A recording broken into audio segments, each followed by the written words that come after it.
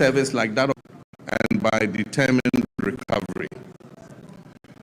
Mr. Speaker, that pattern of resilience mirrors the national experience of our nation. And today I stand before you to speak to another site-defining moment, a moment in which our restored hope. This moment is being shaped by hard choices, institutional resolve, and a renewed commitment to stability and national purpose. Mr. Speaker, in just a few days, on 6th March 2026, our dear nation Ghana will celebrate 69 years of independence. On the theme, Building Prosperity, Restoring Hope. This theme is not merely ceremonial, it is the blueprint that God declares the direction in which we are headed. At the heart of this vision are two complementary. The Resetting Ghana agenda is our national commitment to restore economic stability, rebuild public trust, tangible management, transparency, and sustainable development. The Accra Reset, on the other hand, is our continental commitment. It recognizes that Ghanaian nations relate to one another and to the world. From dependence to self-reliance, from fragmentation to integration, and from reactive postures to strategic leadership. Mr. Speaker, these two agendas are deeply interlinked because we cannot build lasting prosperity at home without contributing to stability and growth across our continent. Equally, we cannot lead effectively on the continental stage if our own house is not in order. Together, these frameworks, the first year of my return to the presidency, we do so with clarity of purpose, unity of action, and confidence in our ability to deliver a future worthy of our people's sacrifice and their aspirations. Mr. Speaker, at this moment of national renewal, I'm played a convening and catalytic role on the continent. In the middle of last year, our capital, Accra, hosted African heads of state, policymakers, and development partners for a landmark health sovereignty summit. Together, we charted a new roadmap for healthcare financing and collaboration among African nations. And that message was clear. Africa must take ownership of its health security realities rather than external prescriptions. Strong economies require healthy populations, and health sovereignty is inseparable from economic sovereignty. The same logic applies to trade, industry, and economic growth. Africa's future lies in dismantling our artificial borders, removing bottlenecks that stifle commerce, and fully activating trade. Africa must summon the courage to shape its own destiny, building genuine sovereignty across Africa. The Global South requires a deliberate and disciplined plan, one that begins with unlocking the immense human and creative potential of our young people, strengthening regional value chains to add value to what we produce, mobilizing domestic capital to finance our own development, and speaking with a single, coordinated, and confident voice in global affairs. Mr. Speaker, this is how Africa can move from promise to power, from participation to leadership, and from dependence to self-reliance. The path forward is clear. Africa must rise with confidence, unity, and purpose. And Ghana stands ready not only to rebuild at home, but also to work hand in hand with our African brothers and sisters to shape a future that is defined by shared strength, dignity, and prosperity. Mr. Speaker, we are resolved here in Ghana to operate with our eyes open, to protect our sovereignty, and to design policies that place our people first. We'll continue to engage with the world, but on terms that reflect our interests. We will uphold global norms, but we will not outsource our judgment. And we will build resilience at home so that shifts in external power do not translate into hardship for our citizens. Mr. Speaker, when I last came before this House, I spoke candidly about the depth of the challenges we had inherited across all facets of our nation. Mr. Speaker, nowhere was this national malaise more evident than in the economic sector. We inherited an economy in severe crisis, burdened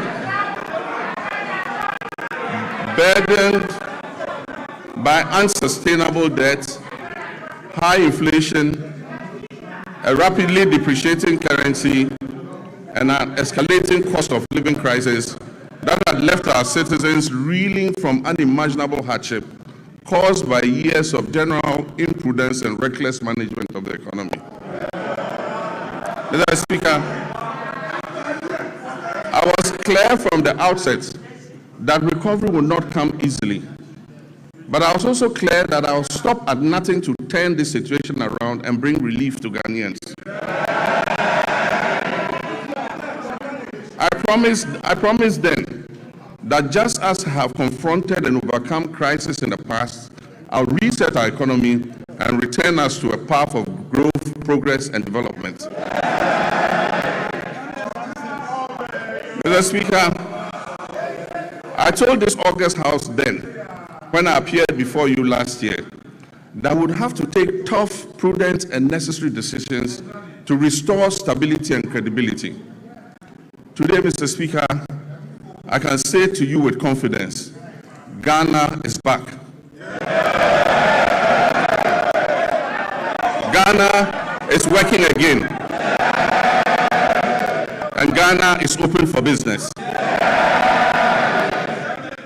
The fundamentals are improving, and the path to sustained acceleration is very clear to everyone. From the outset, we resolved to choose discipline over waste, reform over excuses, and stability over speculation. As a responsible government, our first order of business was to halt the economic hemorrhage and restore order to our public finances. We tightened expenditure and commitment controls. We improved payables reporting and conducted a comprehensive audit of 2024 commitments to restore credibility and discipline. Mr. Speaker, these measures have begun to deliver some of the most remarkable economic outcomes in decades. Mr. Speaker, as we approach the celebration of our 69th independence anniversary, we do so not only with pride in our past, but also with renewed hope for our future. We are building prosperity through sound policy, responsible governance, and inclusive growth. We are restoring hope by delivering on our promises and proving that good leadership makes a measurable difference in our people's lives. The Resetting Ghana agenda is working. The Accra Reset is gaining momentum. And together they are laying the foundation for a stronger, more resilient, and more prosperous Ghana. Mr. Speaker, our nation is on the runway. It is in takeoff mode. And you are all advised to fasten your seat belts.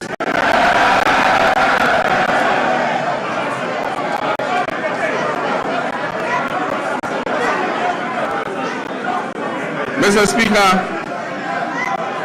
the journey continues, and the direction is set, and the hope is real. Our theme today of building prosperity, restoring hope is not merely aspirational. It reflects the tangible transformation we have delivered for the Ghanaian people.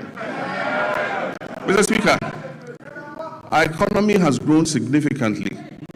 In 2025, Ghana's GDP is expected to reach $113 billion, an increase from $83 billion at the end of 2024. This has placed Ghana among the top 10 largest economies in Africa. Mr. Speaker, average GDP growth for the first 3 quarters of 2025 is reported at 6.1%.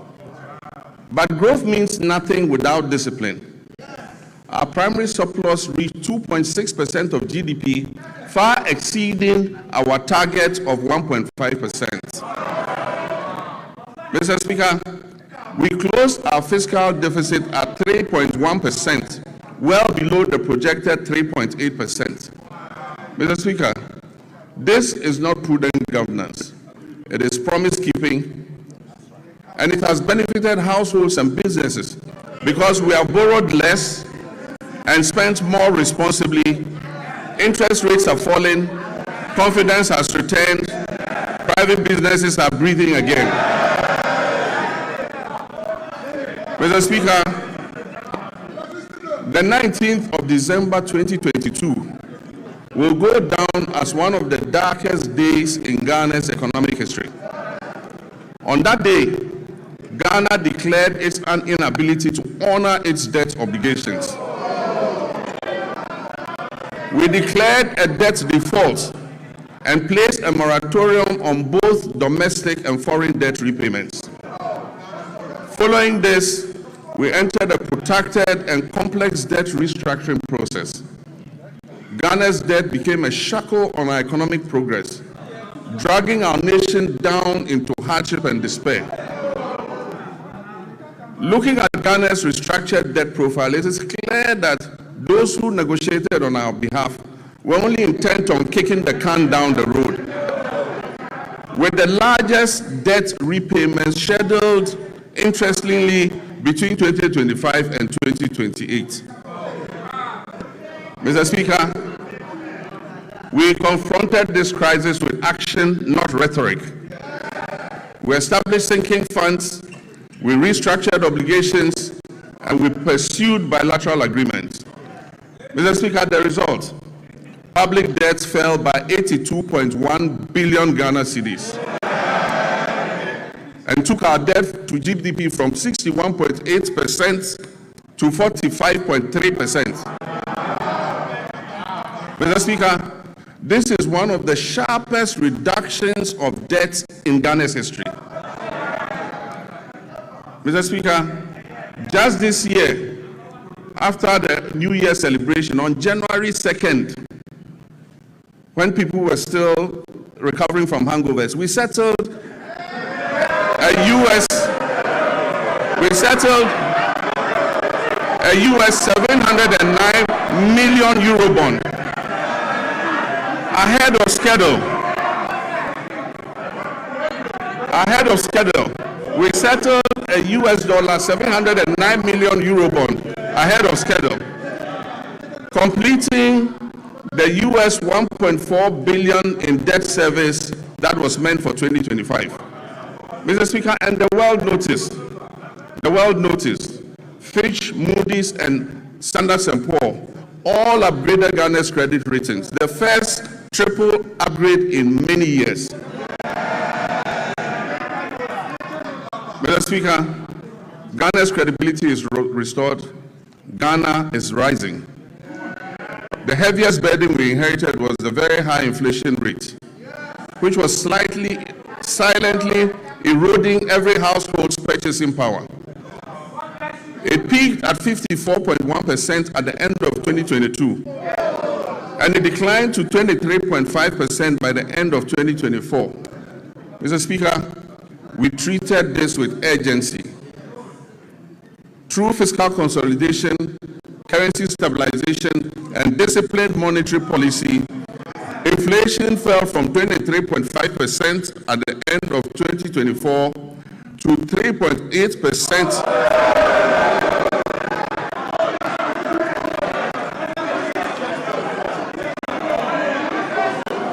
Mr. Speaker, inflation fell from 23.5% at the end of 2024 to 3.8% over 13 consecutive months by January 2026. Mr. Speaker, and very interesting, food inflation, which had been the main driver of the upward pressure on inflation, fell by 26.6 percentage points.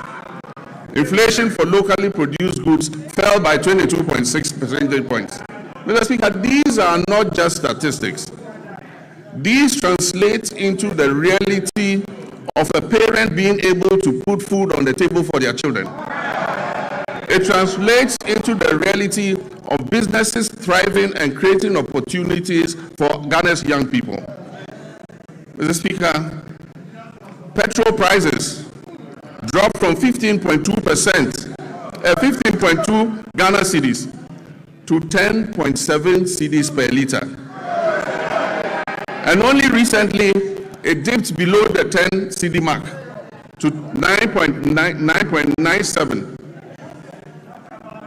Diesel fell from 15.4 to 11.3, and this brought relief to our nation's 3.7 million car owners and the tens of millions of Ghanaians who depend on transport daily.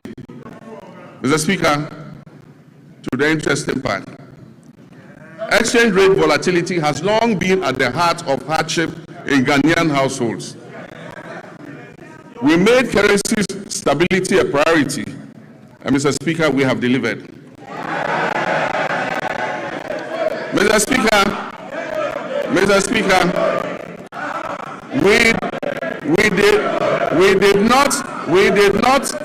we did not arrest the dollar. We strengthened the cedi to put up a good fight against the other currencies.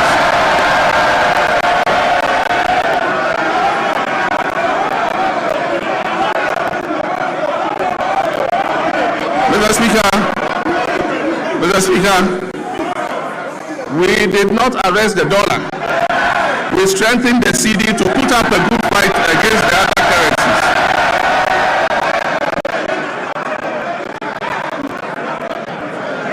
And I'm pleased to report to this House that the cedi appreciated by 40.7% against the US dollar and by 30.9% against the British pound and by 24% against the euro. Mr. Speaker, Ghana's economic turnaround is broad-based and comprehensive. All sectors of the Ghanaian economy have witnessed remarkable improvements in our first year in office. And most importantly, Ghana's economy has surpassed the 100 billion mark for the first time. And as I said, it is projected to place Ghana among the top 10 largest economies in Africa. Mr. Speaker, our reserves currently stand at $13.8 billion from $8.9 billion at the end of 2024. This covers 5.7 months of import. A key driver of this development has been the establishment of the Ghana Gold Board. By formalizing gold exports, we have reduced smuggling, we have increased recorded exports in the artisanal and small-scale mining sector from 63.6 tons to 103 tons, and we channel that foreign exchange into our economy. Mr. Speaker, when the cedi stabilizes, imported inflation falls, businesses can plan better, and household incomes improve. Mr. Speaker, as global uncertainty grows, it is necessary for us to reduce our country's exposure to external shocks, break the cycle of economic downturns, and safeguard our macroeconomic stability. Just last Wednesday, 25th February 2026, the Minister for Finance presented the Ghana Accelerated National Reserve Accumulation Policy to this House. Mr. Speaker, this policy seeks to strengthen our country's external resilience by increasing our international reserves to 15 months of import cover by the end of 2028, supporting long-term structural transformation while safeguarding macroeconomic stability. Mr. Speaker, it is forecast that gold prices will remain high over the next 3 years. And so this presents us with a unique opportunity to build an economic war chest to withstand any global economic shocks, to secure our macroeconomic stability, and improve the standards of living of our citizens, and build a lasting prosperity for future generations. This is what the GANRAP policy seeks to achieve. Mr. Speaker, we abolished nuisance taxes that were levied on Ghanaians between 2017 and 2024. These included the e-levy, the betting tax, the emission tax, the COVID levy, and so forth. Mr. Speaker, we have reformed VAT comprehensively. One, by abolishing the 1% COVID-19 levy, decoupling GEFund and NHIL from VAT, reducing the effective VAT rate from 21.9% to 20%, raising the VAT threshold to 750,000 Ghana cedis to exclude petty businesses, and extending zero rating on textiles up to 2028. Mr. Speaker, these fiscal reforms have effectively put 6 billion Ghana cedis back into the pockets of Ghanaians. Interest rates are falling from above 30% to currently between 18 and 20%, freeing up credits for businesses and households. And according to the Ghana Statistical Services, over 1 million Ghanaians have found employment between Q1 and Q3 of 2025. Mr. Speaker, and 950,000 Ghanaians have escaped multi-dimensional poverty over the same period. Mr. Speaker, I'm pleased to report that our external position has strengthened significantly. By December 2025, our current account recorded a surplus of 9.1 billion, representing 8.1% of our GDP. This is a remarkable increase from 1.5 billion or 1.8% of GDP in 2024. These achievements have been driven by robust gold, cocoa, and non-traditional exports, and increased remittance inflows. This improvement demonstrates that our economy is gaining strength and resilience again on the global stage. We've moved decisively from planning to action on our flagship 24-hour economy and accelerated export development program. This was officially launched in 2025, and this transformative initiative is designed, 1, to unlock round-the-clock economic activity, 2, deepen our value chains across key sectors, 3, boost productivity and support export growth, and 4, create quality jobs in agriculture, manufacturing, logistics, and services. Mr. Speaker, I want to thank this August House. On 6 February 2026, this House passed the 24-hour Economy Authority Bill. This has established the regulatory framework and the legal mandate that was necessary for full implementation.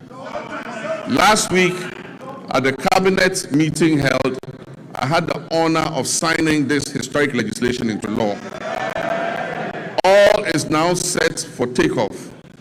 This is the boldest economic transformation initiative in Ghana's recent history. Mr. Speaker, in this year's budget, 110 million has been allocated to begin the setting up and implementation of the 24-hour Economy Authority. These resources will enable businesses to operate beyond traditional business hours. They will attract investment through strategic partnerships with the Development Bank of Ghana and the Ghana Infrastructure Investment Fund, and will strengthen the foundations for sustained growth and job creation, especially for our young people. This is about building prosperity and restoring our people's hope through concrete action. Mr. Speaker, a nation that does not learn from past mistakes cannot get out of the cycle of problems that impose hardships on its citizens. We've just begun to emerge from the most devastating economic crisis in our nation's recent history. This crisis was triggered by general financial indiscipline, huge deficits, and massive debts that were occasioned by persistent and unbudgeted expenditure to meet the ends of convenient politicking. In the last week, we have had to take the painful but necessary decision to revise the producer price of cocoa to achieve competitive pricing and resolve the acute liquidity challenges in the sector. Mr. Speaker, failure to do this as others did and left a debt of 32 billion for this government to pay. Failure to do this would have meant borrowing billions in borrowed funds. Mr. Speaker, this unplanned expenditure would have taken us right back to the very devastating economic problem we have only recently begun to escape. So, Mr. Speaker, while fully understanding the concerns and protests of our farmers, I can firmly assure them that the reforms announced by government will see a total transformation of the cocoa sector. And it will guarantee them a fair and transparent price that enables them to meet the cost of producing the commodity and making decent margins. Mr. Speaker, the difference between economic hardship and avoiding the same is the exercise of sound economic judgment. And I'm determined to take decisions that ensure our collective well-being and avoid the suffering of all our citizens. These are difficult decisions to take, but Mr. Speaker, I had to take them. Mr. Speaker, we are bringing legislation to this House to tighten our procurement processes by banning sole source contracts, except in exceptional circumstances. We will also bring legislation to this House to make it mandatory to seek Parliament's prior approval before any government asset or property is leased out or sold. This includes lands and state enterprises. Mr. Speaker, last Tuesday, I caused the Minister of Finance to lay before this House the value for money office bill. This is a landmark measure, a fulfillment of yet another campaign promise to the good people of Ghana. And this is designed to decisively end waste, inflated contracts, abandoned projects, and chronic cost overruns that have for far too long drained the public purse. All these measures are intended to improve public trust and accountability. Mr. Speaker, in January 2025, we inherited an energy sector on the brink of collapse that had been precipitated by a severe financial crisis. The sector was burdened with a staggering debt of 80 billion Ghana cedis, strengthening the operational viability of key power producers. The 500 million World Bank partial risk guarantee, a critical risk mitigation instrument that was established in 2015 during my first term to safeguard the nearly 8 billion of private sector investment that was put into the offshore Cape Trade Points field, had been fully drawn down and exhausted due to prolonged non-payment for gas consumed. Mr. Speaker, at the distribution level, the Electricity Company of Ghana was plagued by high commercial and technical losses, collecting only 62% of the energy it purchased from generators and declaring less than 50% of its collection into the cash waterfall mechanism. Mr. Speaker, the result was severe liquidity shortfalls and power challenges throughout 2024. In the petroleum sector, years of policy inconsistency, regulatory inefficiencies, a lack of transparency, prolonged licensing processes, and unresolved legal disputes over field unitization had eroded investor confidence. Consequently, crude oil production declined by approximately 32% between 2019 and 2024. It fell from 71.4 million barrels per day to 48.2 million barrels. Mr. Speaker, I'm pleased to announce that as of December 31st, 2025, government has fully repaid and restored the entire 500 million World Bank guarantee, including interest. This has reinstated the facility in full and reaffirmed Ghana's standing as a credible and reliable partner on the global stage. Mr. Speaker, I can also announce that we are paying for every gas we are consuming today. In addition, between January and December 2025, through carefully coordinated policy actions, the government settled all outstanding gas invoices, that were owed to ENI and Vitol, amounting to approximately $500 million.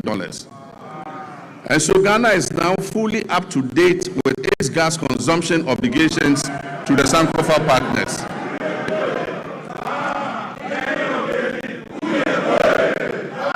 And I'm pleased to announce that the 2026 budget has made adequate provision to ensure timely payments for all liquid natural gas that we consume going forward. Mr. Speaker, to ensure equity and fairness, the government has also held constructive engagements with Tullow Oil and the Jubilee Field partners, and we've reached a comprehensive roadmap to guarantee full payments for all gas that is consumed. This approach supports reliable nationwide electricity generation and accelerates industrial growth. Engagement with upstream partners has resulted in increased gas production, guided by a clear national vision to rapidly scale up domestic gas supply and reduce reliance on expensive liquid fuels. Mr. Speaker, beyond clearing inherited arrears, a robust framework has also been established to strengthen and monitor implementation of the cash waterfall mechanism. Another major milestone was the operationalization of the ECG's single holding account, which is overseen jointly by the Ministry of Energy and Green Transitions and the PURC. This intervention has significantly reduced revenue leakages, and it has enhanced ECG's capacity to meet its payment obligations. To address the high cost of power, the government has successfully renegotiated existing power purchase agreements. Engagement with the 9 independent power producers have resulted in a 250 million immediate savings and 1.1 billion of legacy debt restructured for payments between the period 2026 and 2028. These revised agreements will be submitted to Cabinet, and I'm pleased to inform you, Mr. Speaker, will be brought here to Parliament for ratification. Mr. Speaker,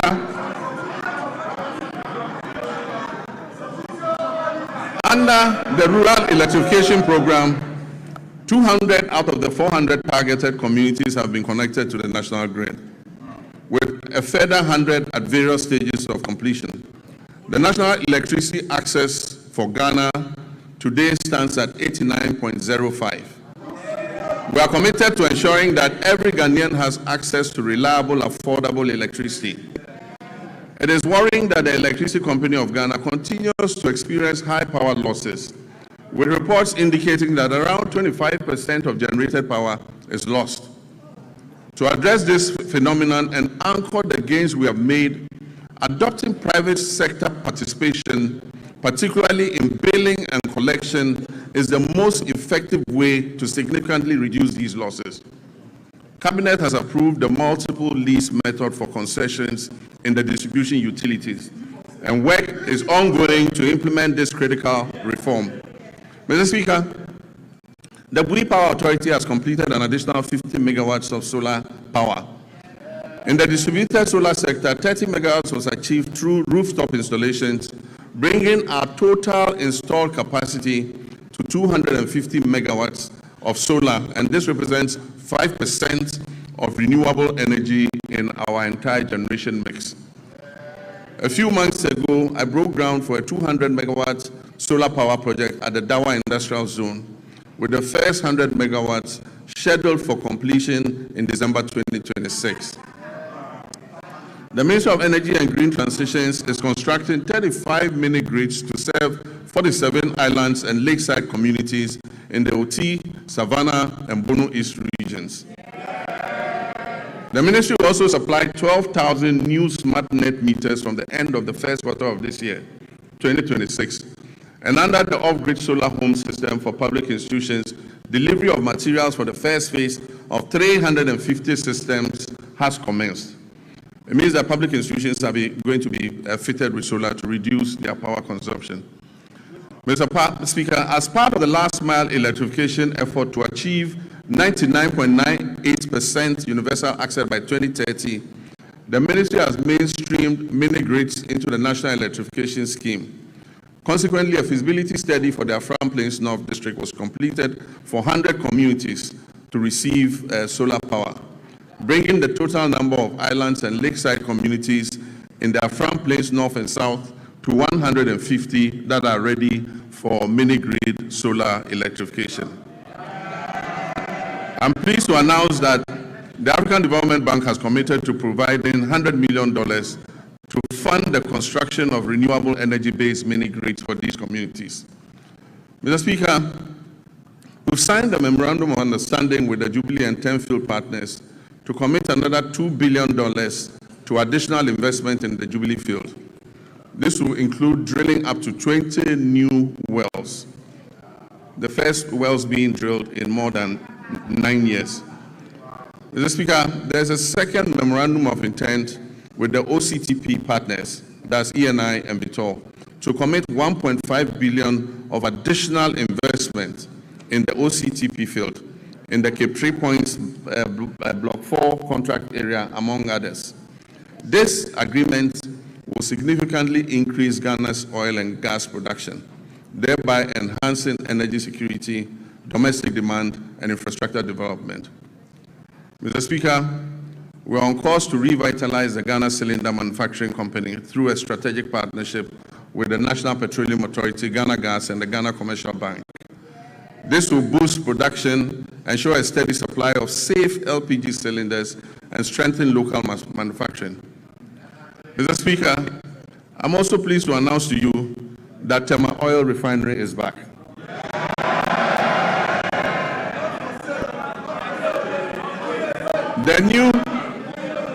The new management of the refinery has successfully completed extensive turnaround maintenance. And I'm pleased to inform you that this August House that for the first time since 2018, the refinery has commenced processing of crude oil into petroleum products again.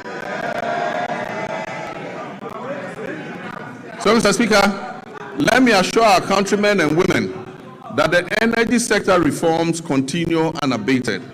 I remain fully committed to turning around the sector, strengthening its foundations, and ensuring reliable, affordable, and sustainable energy security for our nation. Mr. Speaker, agriculture remains central to our national renewal. Since January 2025, this administration has embarked on a decisive reset of Ghana's agricultural sector under our Agriculture for Economic Transformation agenda, with the Feed Ghana program serving as the flagship vehicle for implementation. Our objective is clear: to restore food sovereignty, stabilize food prices, reduce import dependence, increase decent jobs, especially for youth, and reposition agri as a strategic growth sector under our 24-hour economy policy. Mr. Speaker, as of January 2025, food inflation stood at 28.3%, following an unprecedented peak of 61% in January 2023. This situation placed severe pressure on households and undermined national stability.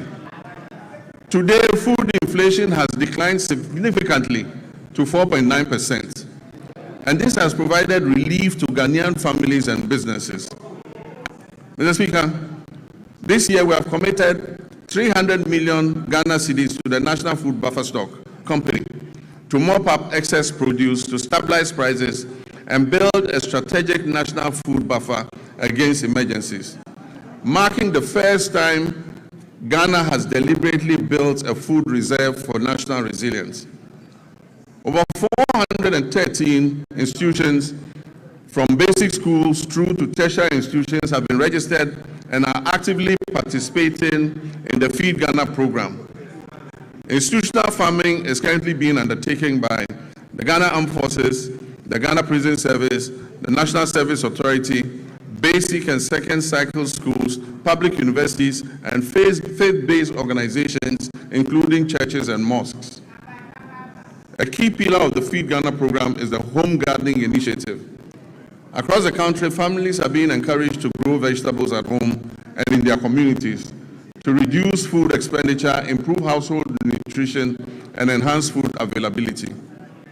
The Feed Ghana program is also firmly anchored on irrigation for wealth creation. Government is deliberately shifting our agriculture from rain-fed dependence to irrigation-based farming to support year-round production and also strengthen our climate resilience. And so over the past months, processes have begun for the following interventions: the construction of 2 new mega dams, the rehabilitation of 8 existing irrigation dams, and the construction of 250 solar-powered boreholes for farming communities and schools across the Northern Belt and Brong-Ahafo regions. In addition, major irrigation schemes, including the Via, Weta, Tanoso, Bong, Ashaman, and Aveime, are undergoing rehabilitation. While new inland valleys covering over 1,300 hectares are being developed to expand rice production. Under the Global Agriculture and Food Security Program, we've launched a 20 million agro-input distribution project to strengthen food and nutrition security across the Northern Savannah Ecological Zone. This project is being implemented in 12 districts across 6 regions, with a target of 50,000 farming households, including 30,000 women and youth. It will support the production of key staples such as maize, rice, soybean, cowpea, groundnuts, while promoting year-round vegetable cultivation through solar-powered micro-irrigation schemes for farmers groups and selected schools. The project is also supporting backyard and commercial poultry production, as well as the distribution of fertilizer and certified seeds to participating districts. This will help strengthen the poultry value chain. We're working to fulfill the promise of establishing farmer service centers across the country to modernize agriculture. Procurement processes are underway for a total of 660 tractors, 400 combined harvesters, and other agricultural equipment and implements. The first 11 farmer service centers will begin construction this year and will provide affordable access to land preparation, harvesting, storage, input supply, extension services, and equipment leasing, especially for smallholder farmers. Mr. Speaker, in the next 2 weeks, I'm going to cut short for the first farmer service center in the Afram Plains. Mr. Speaker, agriculture extension remains the backbone of productivity, and to address the current gap between farmers and extension officers, 540 motorbikes have been procured to improve extension coverage. 150 of those bikes have already been distributed, and we're employing 400 Feed Ghana district coordinators nationwide, while 10,000 young Ghanaians are being enrolled under a 4-year national service agripreneurial program with annual absorption into permanent employment. So far, 3,000 youth have been posted by the National Service Authority under the Agripreneur program. This intervention is strengthening frontline service delivery and creating employment opportunities for young people. We're also placing farmer cooperatives at the center of our agricultural transformation plan. As of October 2025, 70,000 community commodity-focused farmers cooperatives had been established nationwide. And they are serving as platforms to access inputs, mechanization services, climate advisories, aggregation, and fair market negotiation. Government is actively linking farmers to agro-industrial investments to stabilize prices, create jobs, and accelerate Ghana's journey towards food security. A major highlight of this effort is the 154 million Ghana-Italy irrigated commercial farming project to establish a 10,000-hectare irrigation model farm to produce rice, maize, soya, and tomatoes. All produce from this project will be sold locally. This intervention is strategic and designed to fast-track progress towards food security, ensure a reliable supply of raw materials for agro-processing, and reduce Ghana's dependence on food imports. Mr. Speaker, other key initiatives under the Value Addition and Agro-Industrial Drive include rice processing facilities in the Upper East and Upper West regions, poultry feed production facilities in Ashanti, cashew and onion processing facilities in Bono East, In addition, a 40-ton per day soya processing plant is being established in northern Ghana to support soya bean farmers and reduce their feed costs. The shea industry is also being revived through secured export contracts and measures to protect raw material supplies. Mr. Speaker, to reduce Ghana's 300 to 400 million annual poultry import bill, Ghana has launched a comprehensive poultry farm-to-table project. These comprise 50 anchor or commercial farmers producing 4 million birds, 500 SMEs producing 3 million birds, and a small-scale Nkokon Kitinkiti backyard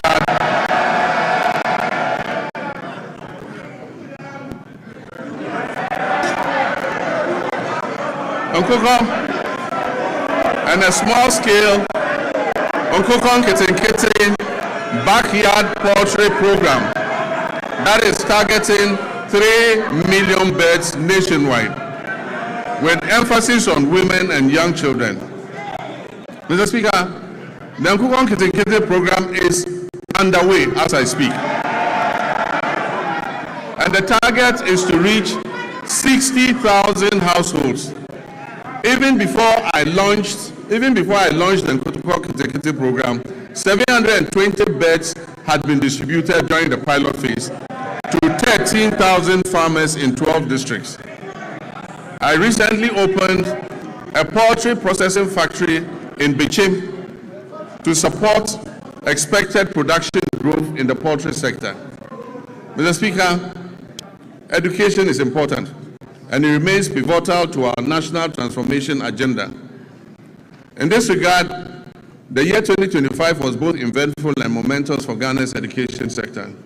I'm pleased to report that all the flagship initiatives and commitments that were contained in our Reset Agenda Manifesto have been faithfully honored during the year under review. The No Fee Stress initiative was successfully launched in Koforidua, and as I speak has benefited over 152,000 young people, first-year students in public tertiary universities. The number of beneficiaries this year is projected to reach 220,000 first-year students. In collaboration with the Student Loan Trust Fund, I have good news for law students. Law students in Ghana will also be now able to access the student loan scheme to pursue their legal education. Mr. Speaker, the free tertiary education policy for persons with disability has also been launched and is now fully benefiting all eligible persons with disabilities enrolled in our tertiary institutions nationwide.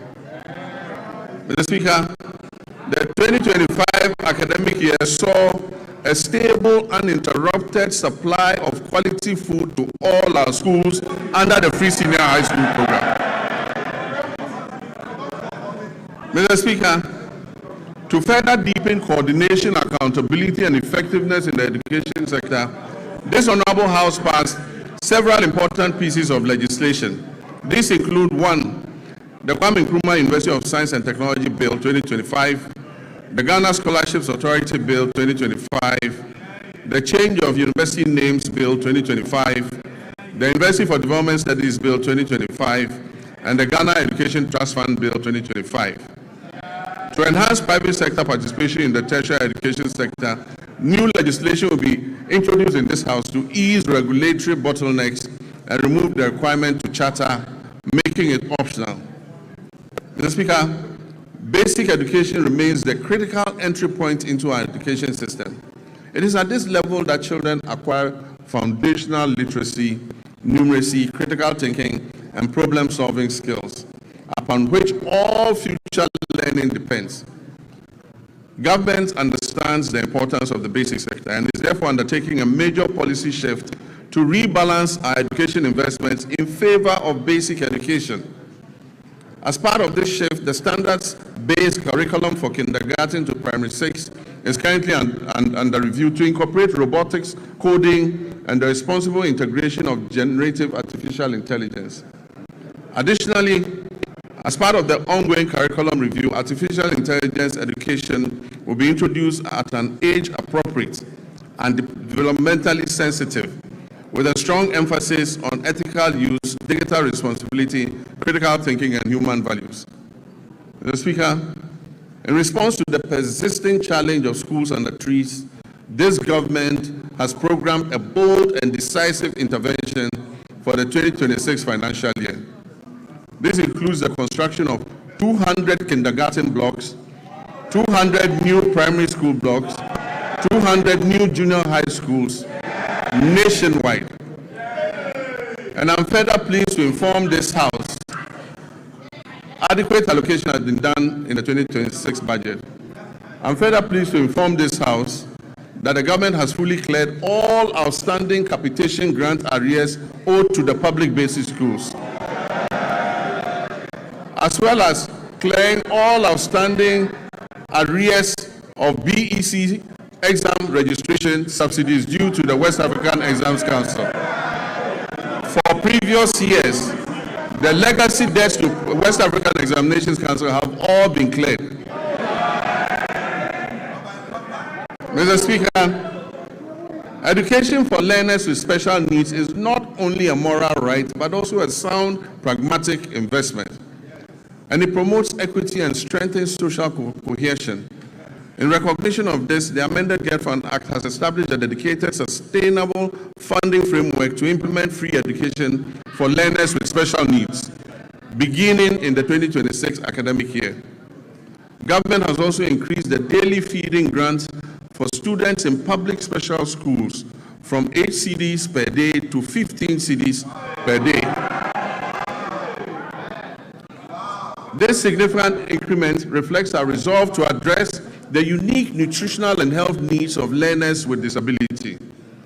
In addition, Mr. Speaker, we'll construct a modern state-of-the-art special needs school in Ho in the Volta region, and we'll rehabilitate and upgrade the existing special needs schools in Okropong, Ekwapim, in fulfillment of our pledge also to provide free sanitary pads to schoolgirls as part of efforts to improve menstrual hygiene and reduce absenteeism among female learners. A total of 12.2 million packets of sanitary pads were distributed to girls in public schools across the country in 2025. Mr. Speaker, we allocated in this year's budget 292.4 million Ghana cedis to sustain the free sanitary pad initiative. This commitment aims to remove gender-specific barriers to education and ensure that no girl's education is interrupted due to challenges related to her menstrual hygiene. Mr. Speaker, as part of efforts to decongest senior high schools and increase access and ensure parity in educational opportunities, government is going to convert and upgrade 30 Category C secondary schools to Category B, and convert and upgrade 10 Category B schools to Category A. In addition, facilities in Category A schools are going to be upgraded and expanded to be able to take in more children. Technical and vocational education and training remain a critical pillar of our strategy to address youth unemployment and accelerate skills development. Government will construct 6 brand new regional TVET centers of excellence across the country to equip our young people with practical, industry-relevant skills aligned with the demands of the evolving job market. We're also undertaking a review of the national curriculum to align with the OECD Future of Education and Skills Framework. This will make TVET education more adaptive and resilient. Mr. Speaker, to expand access to higher education and support balanced regional growth and meet the rising demand for quality tertiary education, we've entered international partnerships to establish 2 new public universities, one in Kentapo in the Bono East region, another in Jasikai in the Oti region. I'm happy to announce also that a grant has been sourced from China to establish a new public university in Damango in the Savannah region. Mr. Speaker, technical universities play a critical role in closing the skills gap and reducing youth unemployment by delivering high-quality, industry-aligned and practice-oriented training within a broader policy framework that stimulates labor demand. In this regard, government is going to establish 3 new technical universities to strengthen skills development, enhance innovation, and support national industrialization efforts. Mr. Speaker, the Teachers Housing Initiative is a joint effort involving district assemblies, Common Fund, Get Fund, NATS, and JESOPs. And the aim is to build 50,000 housing units for teachers. This initiative is called the Teacher Dabre, maybe a teacher better. This partnership demonstrates our collective dedication to enhancing teachers' living conditions and boosting the retention of teachers, especially in rural and remote areas, and ensuring that teachers can live, work, and retire with dignity and security. Mr. Speaker, by prioritizing equitable access and expanding infrastructure, we're investing in human capital and laying the foundation for a Ghana where every child can learn, grow, and succeed. Mr. Speaker, our health system. By January 2025, our health system was under severe strain. Aging and deteriorating equipment, stalled hospital projects amounting to 15 billion Ghana cedis in liabilities, and growing workforce pressures had weakened service delivery. Over the past year, donor support to our health sector declined sharply from 19% of our total health budget to just 2.2% today, creating an annual financing gap of more than 2.4 billion Ghana cedis. The withdrawal of support from programs previously financed by partners such as the USAID exposed the vulnerability in essential supplies and services, particularly in remote and underserved communities. Faced with these realities, my government chose to act decisively. In 2026, direct government funding for health will account for about 72% of our total health spending. This is up from 56.8% in 2023. Core health allocations have risen to GHS 23.3 billion, and with national health insurance resources included, total health financing now stands at 34.7 billion Ghana cedis.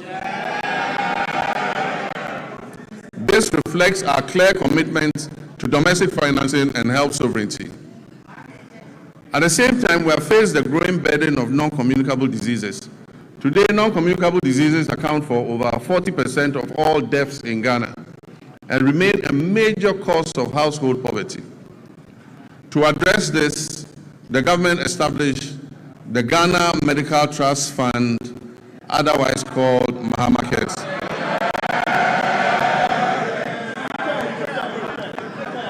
Mr. Speaker, this is the first nationwide financing mechanism dedicated to chronic and non-communicable diseases. Mr. Speaker, the National Health Insurance Levy has been uncapped. Claims payments are now timely, with facilities no longer waiting more than 6 months as happened in the past for payment to be made. We're also finalizing measures to increase provider tariffs by over 100% to reflect the realistic cost of health treatment. As a result of the increased trust, NHIS enrollment has risen from 57% at the start of 2025 to 66% today. Mr. Speaker, Ghana's health workforce density has risen from 16.6% per 10,000 people in 2025 to nearly 42 per 10,000 today, while public sector health employment has doubled to approximately 200,000 workers. And yet, significant challenges remain. At the beginning of 2025, when we took over, 103,000 trained health workers were still awaiting placement, employment, or enrollment onto the payroll. Over the past year, 13,500 nurses and midwives, along with hundreds of doctors and pharmacists, have been absorbed into the public payroll. Nursing trainee allowances have been regularized and restored. Application fees have been reduced, and the No Fee Stress initiative introduced to ease access to training has been extended. Service conditions are being implemented to boost morale and retention. Looking ahead, government will expand recruitment and take necessary action to add more health workers onto the payroll. We will also correct the maldistribution of health workers through targeted incentives for health workers who agree to serve in underserved areas. Let me use this opportunity to appeal to our gallant health workers to accept postings to our underserved areas, seeing as it is a national call to duty, while we work to ensure that they have an enabling environment to do their work. Mr. Speaker, we'll also scale up specialist and advanced nursing training to match the country's changing disease profile. New post-basic nursing programs in cardiology, nephrology, endocrinology, and oncology will be introduced. This, while the two existing ones, emergency and critical care nurses, will be scaled up. At least 30 nursing training institutions will transition to competency-based degree curriculums, supported by new scholarship opportunities for PhD-level training for nurses and allied health professionals. Mr. Speaker, on health infrastructure, my government remains firm in its commitment not to abandon unfinished projects. We will continue to retool facilities, strengthen emergency and disease surveillance systems, and ensure that health infrastructure is properly aligned with staffing, equipment, and financing. In 2026 budget, provision has been made to commence regional hospitals in Oti, Savannah, and the Western North regions. This will expand access to quality care. Aligned with the reset agenda, we're making strategic investments in local pharmaceutical and vaccine production. The government has allocated 50 million in seed funding to the National Vaccine Institute.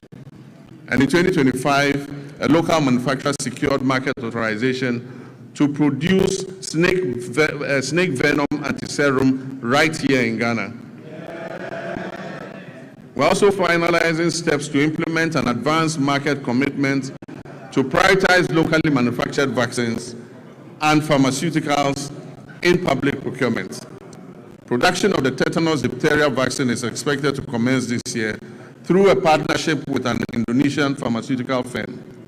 Disease control remains our priority in our country's immunization financing. We will strengthen immunization financing. In 2025, the vaccine budget for children and pregnant women was increased by 46%, exceeding the 171 million Ghana cedis. And this enabled Ghana to fully and promptly finance all its vaccines and reduce the risk of preventable outbreaks. In 2025, we also introduced the HPV vaccine to protect young women and girls against cervical cancer. Mr. Speaker, Ghana's HIV prevalence rate is estimated at 1.6%.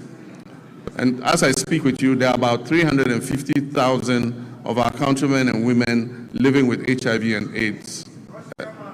Mr. Speaker, although prevalence is low, some population segments and regions have significantly higher incidence than the national average.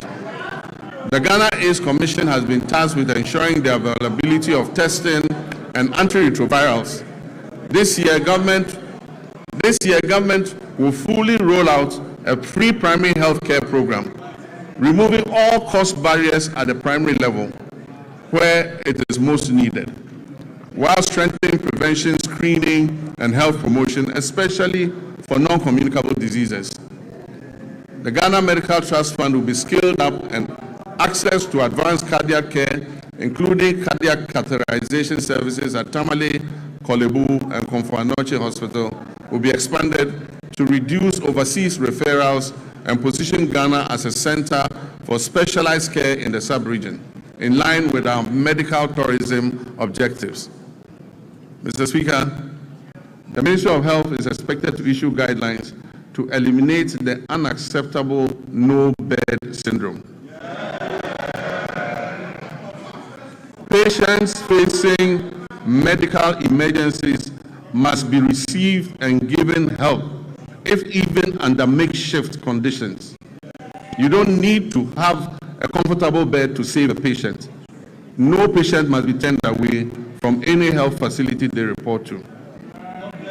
Mr. Speaker, but in the meantime, government will expand capacity by implementing the Rich Hospital Phase 2 project to increase the number of beds at the Greater Accra Regional Hospital. We will also continue and complete the Police Hospital project, and also continue and complete the La General Hospital. Mr. Speaker, in the Ashanti region, we will complete the Sewa Regional Hospital. We will complete the Aferi Military Hospital, and we will complete the Konfanoche Teaching Hospital Maternity and Children's Block. Mr. Speaker, we remain on course to build a stronger, more resilient, and more self-reliant health system for all Ghanaians. Mr. Speaker, roads are a very important sector. We inherited a burden of significant financial obligations and structural pressures in the road sector that had accumulated over the years. As of December 2024, outstanding payments on road projects financed through the consolidated funds stood at 21 billion Ghana cedis. These were certified works executed by contractors across the country for which payment had not been made. In addition, indebtedness to contractors that was lodged with the Ghana Road Fund Secretariat and awaiting payment amounted to 5.43 billion Ghana cedis. This figure excludes accruing interest charges, which continue to compound the state's financial exposure. Mr. Speaker, beyond these areas, we inherited also contractual commitments, that is signed contracts, totaling more than 104 billion Ghana cedis. These commitments represent signed contracts for road projects at various stages of execution, many of them without corresponding secured funding to guarantee timely completion. By the end of 2025, the Ministry of Finance and Roads had cleared arrears amounting to almost 10 billion Ghana cedis owed to road contractors. And we are steadily continuing to reduce the road sector debts. Mr. Speaker, the famous Big Push infrastructure program. This is my vision for a national infrastructure drive to restore critical national infrastructure. Naturally, the bulk of the money is dedicated to the road sector. We want to open economic corridors, create jobs, and reduce the cost of doing business. Mr. Speaker, as I speak to you, work has started on 50 major road projects that cover a distance of 1,144 kilometers. The total estimated cost of these projects is 50 billion Ghana cedis. Meanwhile, government is also completing 23 projects that were awarded by the previous administration but were not paid for. These projects amount to another 573 kilometers and are estimated to cost 15 billion cedis. So if you add that to the 1,500, it means about 2,000 kilometers of roads are currently undergoing rehabilitation as I speak. This is the biggest major investment in our road sector in the history of Ghana.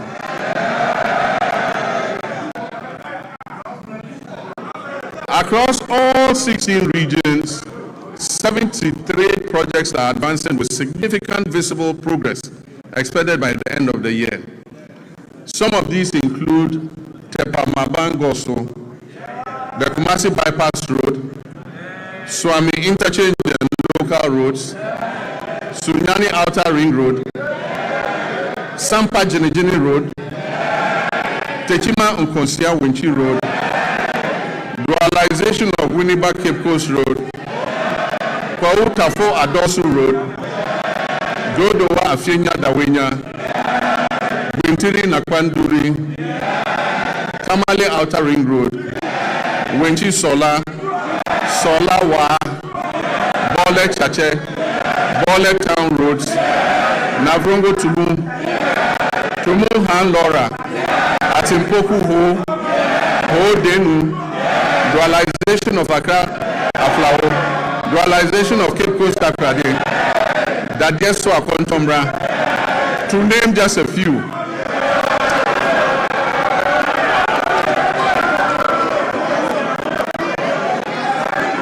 Mr. Speaker,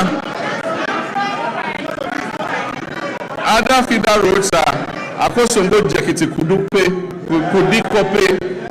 Yeniam Junction Sedom, Apegosum Pakadan, Todome to Balime Gemini Road. Indeed, there are many others too numerous to mention. And as I said at the launch of the Big Push program, the whole of Ghana is going to become a construction site. Mr. Speaker, Ghanaians can already testify that serious road works are underway across the country. Mr. Speaker, the Accra-Kumasi Expressway will be a 198.7 kilometer, 6-lane high-speed motorway.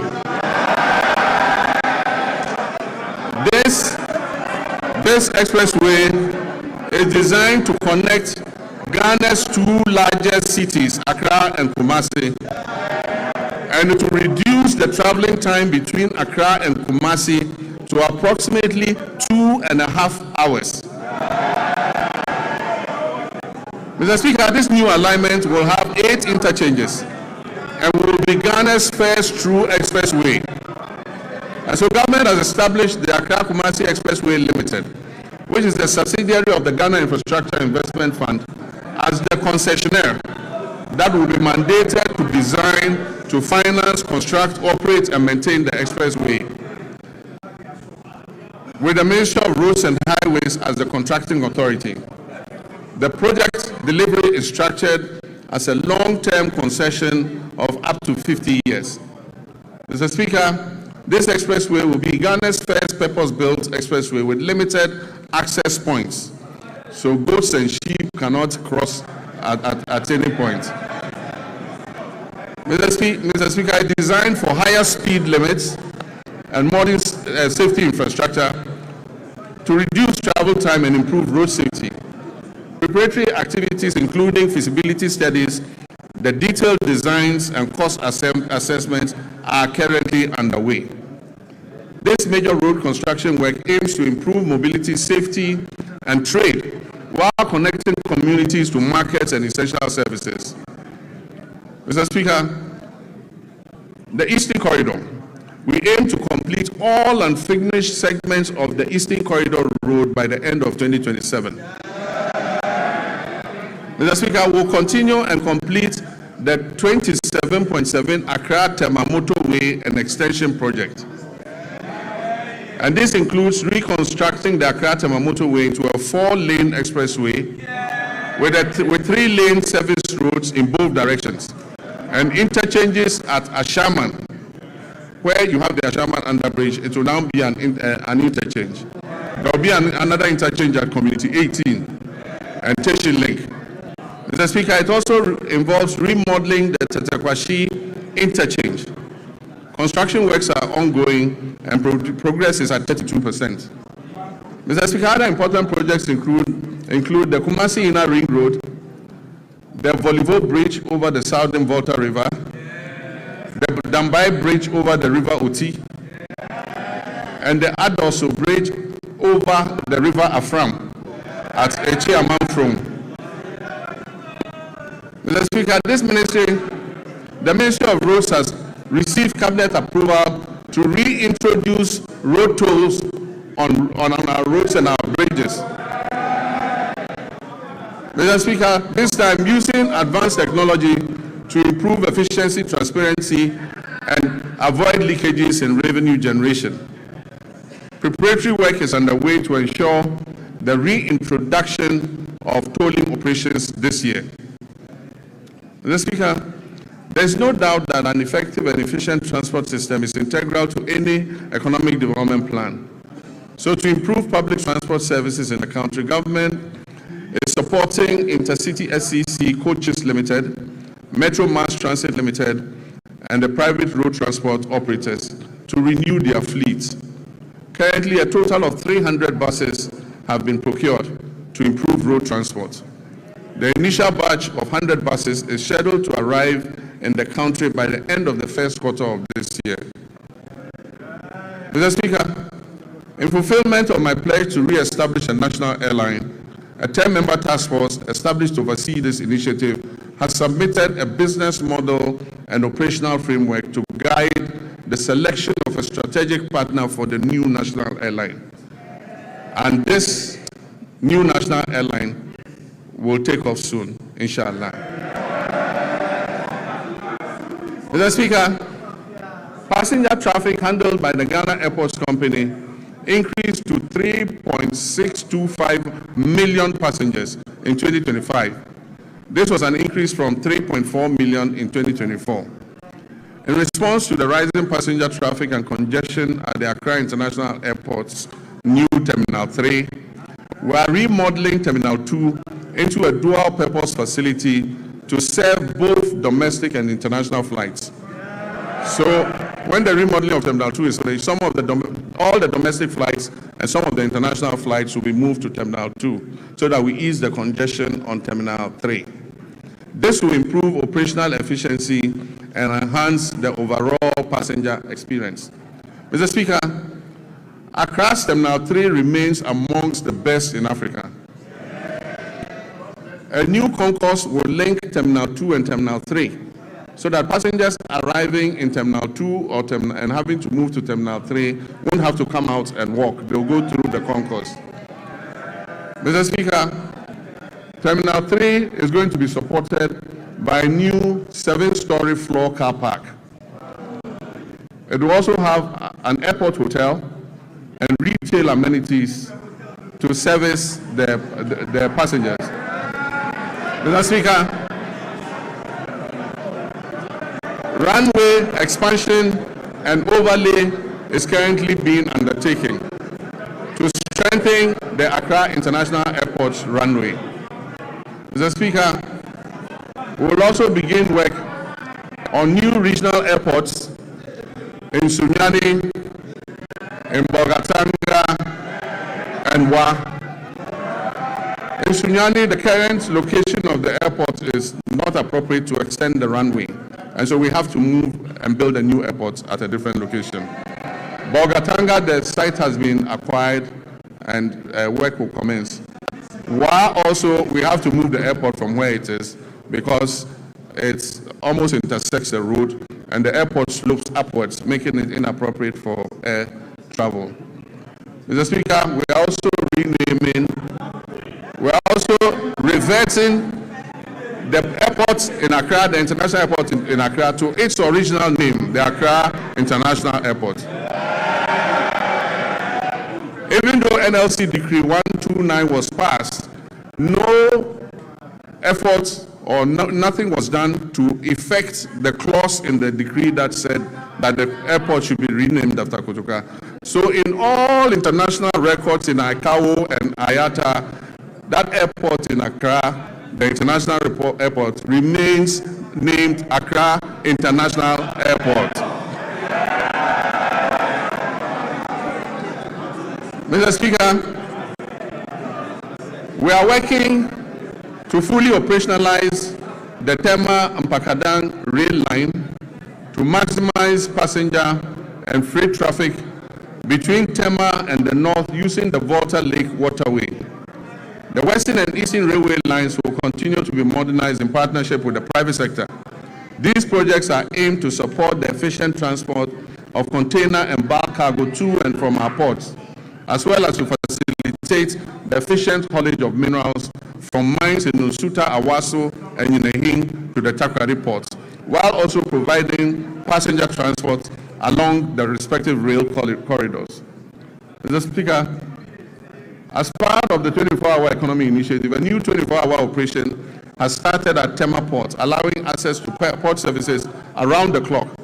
This development enables importers to clear their goods at any time, significantly easing congestion at the terminals like the transit terminals, the reefer terminal, and the Golden Jubilee terminal.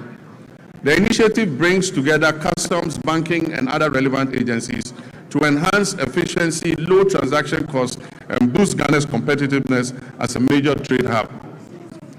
Cabinet has reviewed the designs and feasibility study for the Keita Port and directed the Ghana Ports and Harbours Authority to present an action plan and a roadmap for the realization of the project at the earliest possible time.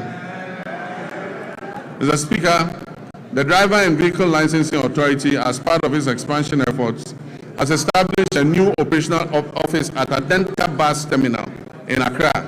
If you need any service in the night from DVLA, go to Adenta. There's an office open there day and night. Mr. Speaker, this modern facility operates around the clock, providing continuous service to improve accessibility and convenience for our motorists in Adenta municipality and the whole general Accra area. Mr. Speaker, communications is important. And under the Rural Telephony and Digital Inclusion Project, implemented through the Ghana Investment Fund for Electronic Communications, GIFEC, we extend voice and data connectivity to unserved and underserved communities.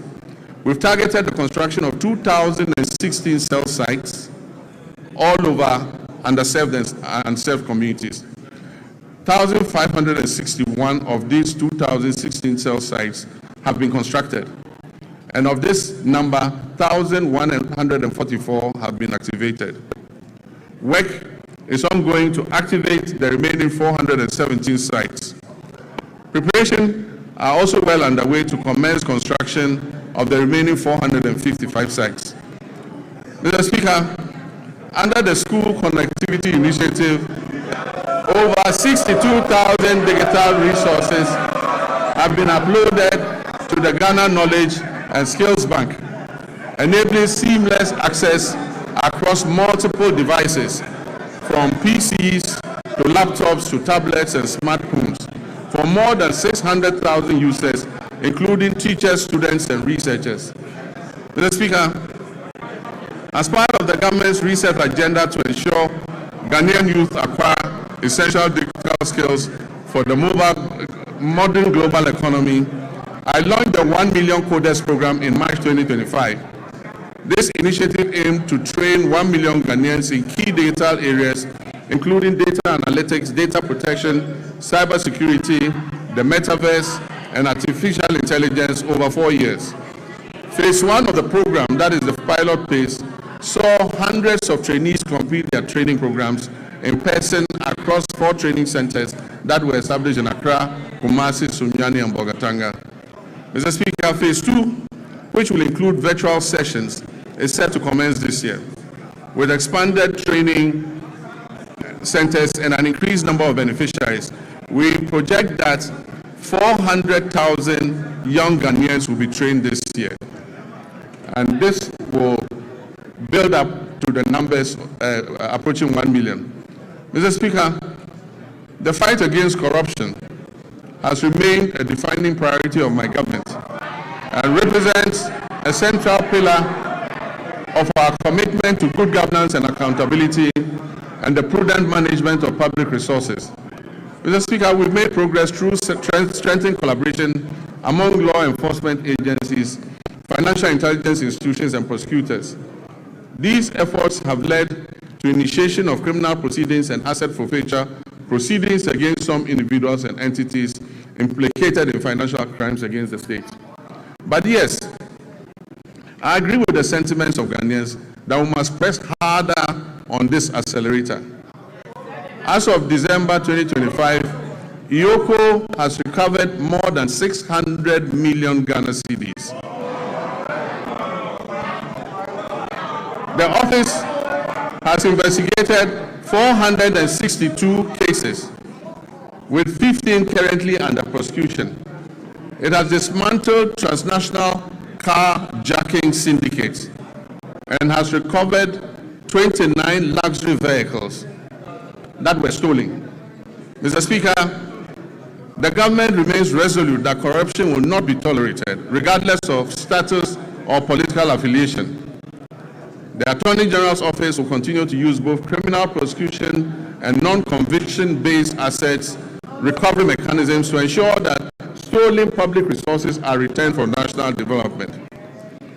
Mr. Speaker, I understand that a large majority of Ghanaians are impatient to see those who abuse their public trust in office held to account.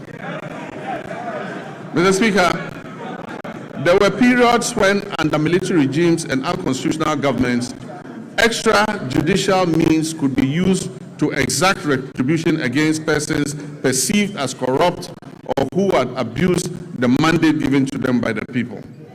Mr. Speaker, this may have appeared as swift justice, but many regrettable excesses were recorded. In 1992, we overwhelmingly adopted the 1992 Constitution to accept governance by the rule of law. On 7th January, when I swore the oath of office before the people of Ghana, I swore to uphold the 1992 Constitution.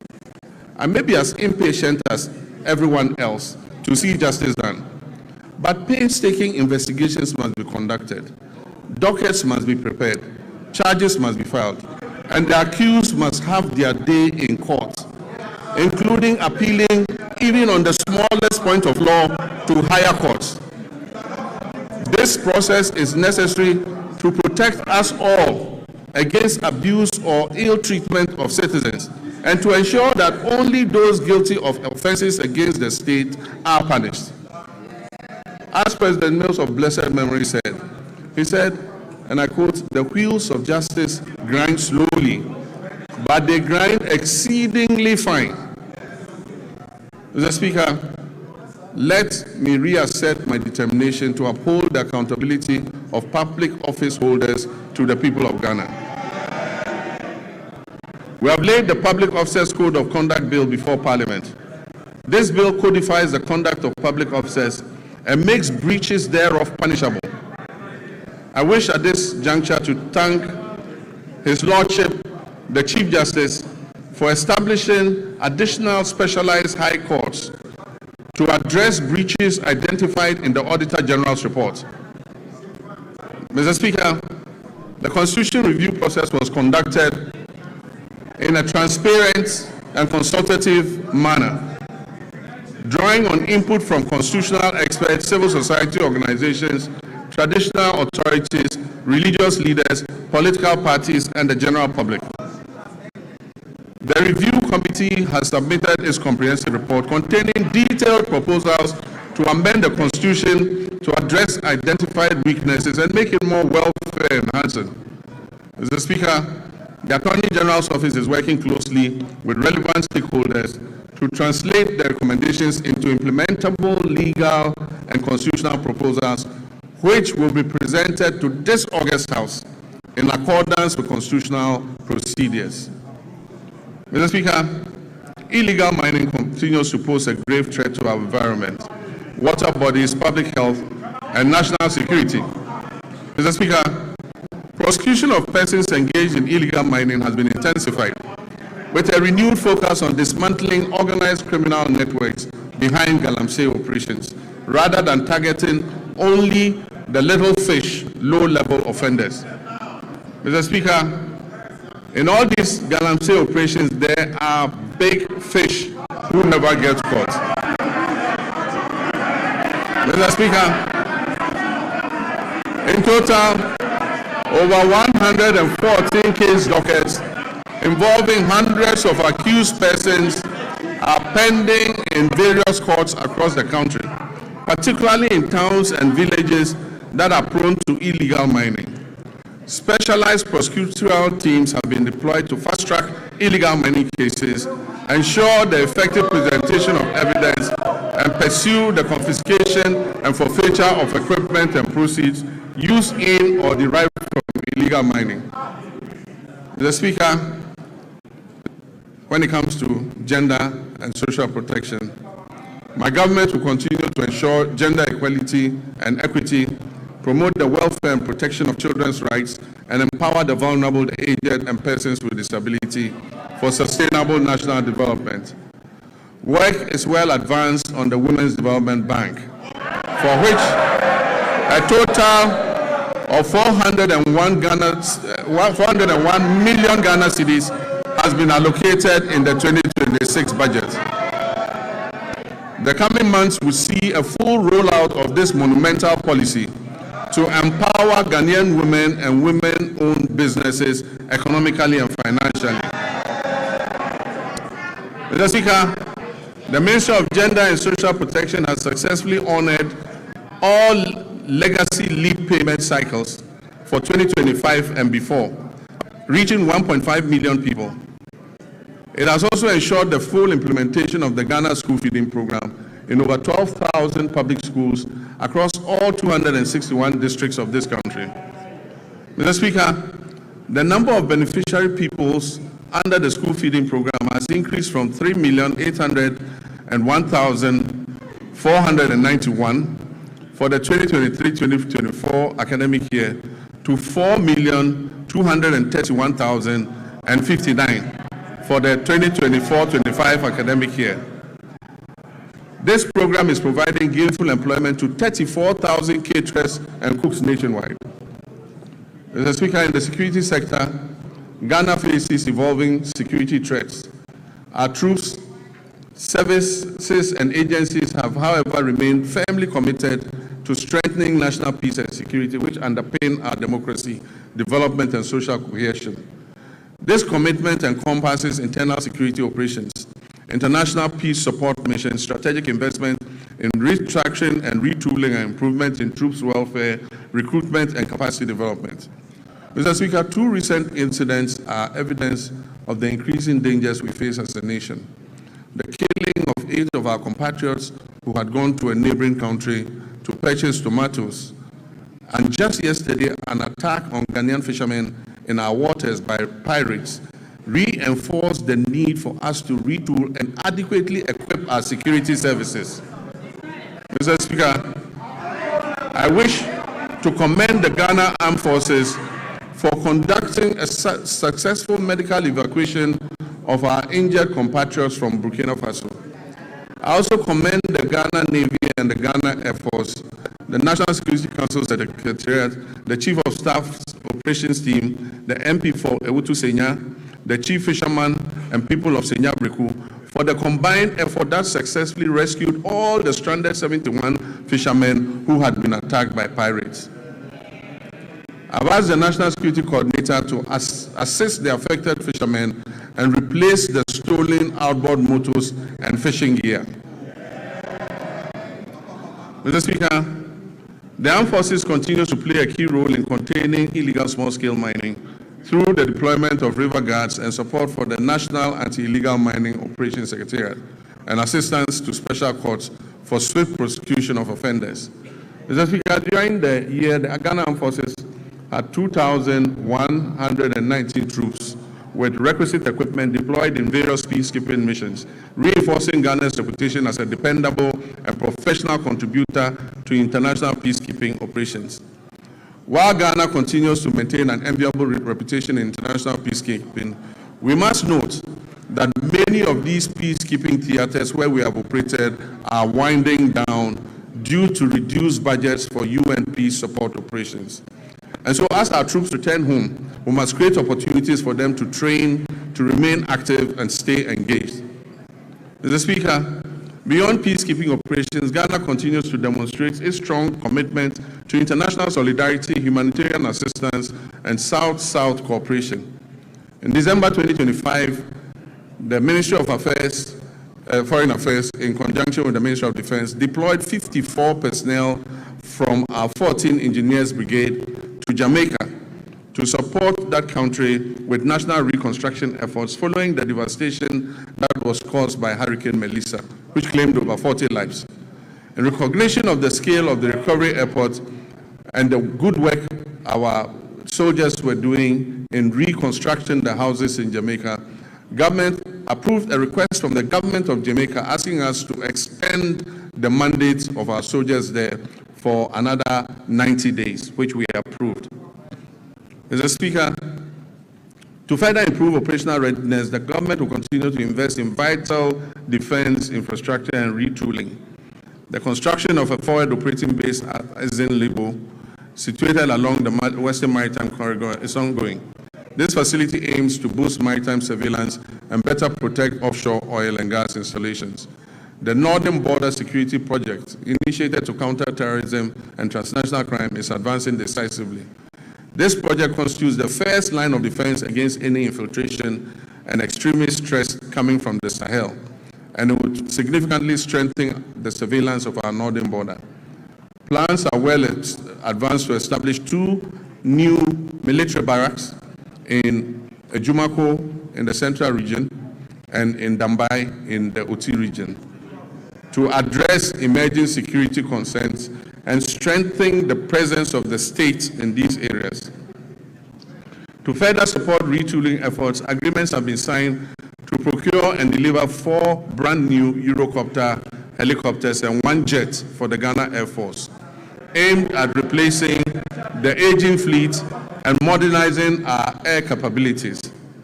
The Ghana Armed Forces is carrying out a thorough overhaul of previously grounded aircraft, which involves replacing essential components and bringing them back into service. This aims to quickly restore their operational readiness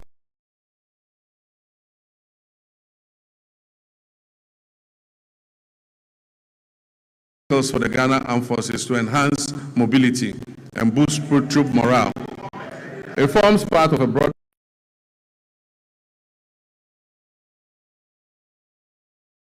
way to acquire 2 brand new offshore patrol vessels, armored personnel carriers, protective gear, ammunition, vehicles, and strategic drones and advanced communication systems to enhance the operational capability of the Army, Navy, and Air Force.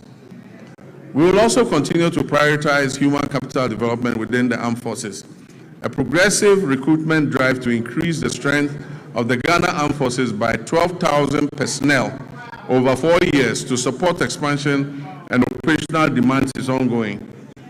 In line with the government's reset agenda, the recruitment process has been decentralized to regional capitals, with selected recruits reporting directly from their regions to training schools, marking a significant shift from the previous Accra-centered system.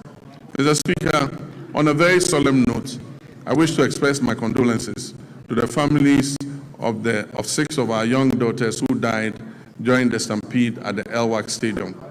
May their memory be blessed and may they rest in perfect peace.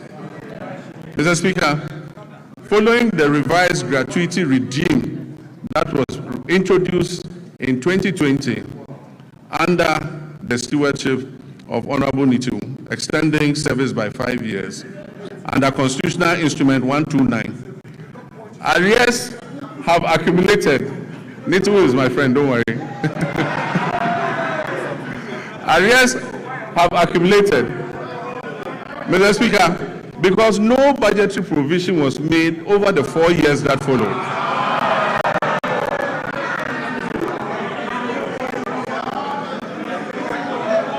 Afenyo, when we all leave politics, I and Nitu are going to the same place in the north. You go to Weba. Don't worry, we are brothers. Mr. Speaker, this has resulted in over 1 billion Ghana cedis owed to approximately 3,000 personnel across all the different ranks. As part of our commitment to fairness and the resolution of long-standing legacy issues, the government will soon commence payments of gratuity arrears under CI 129. Honorable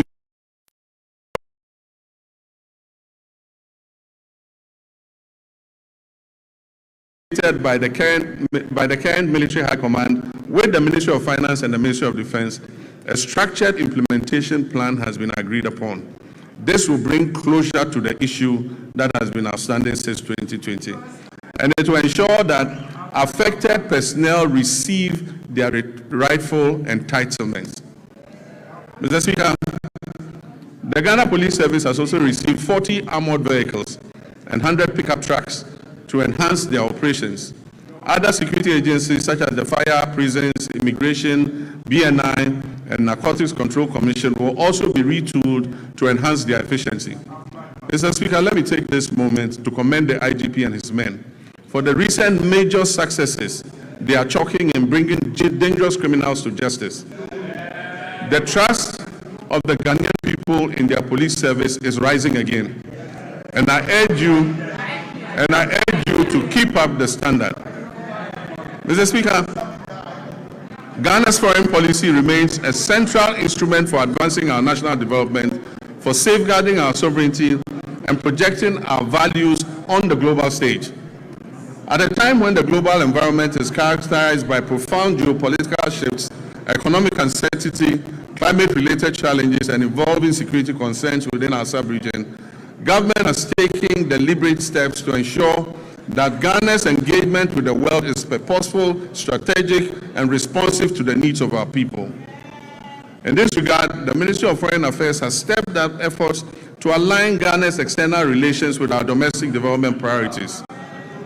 Mr. Speaker, in West Africa, Ghana continues to pursue a policy of good neighborliness, solidarity, and constructive cooperation with all countries in the sub-region. We remain firmly committed to the vision of a peaceful, stable, prosperous, and integrated West Africa, grounded in mutual respect, dialogue, and collective responsibility.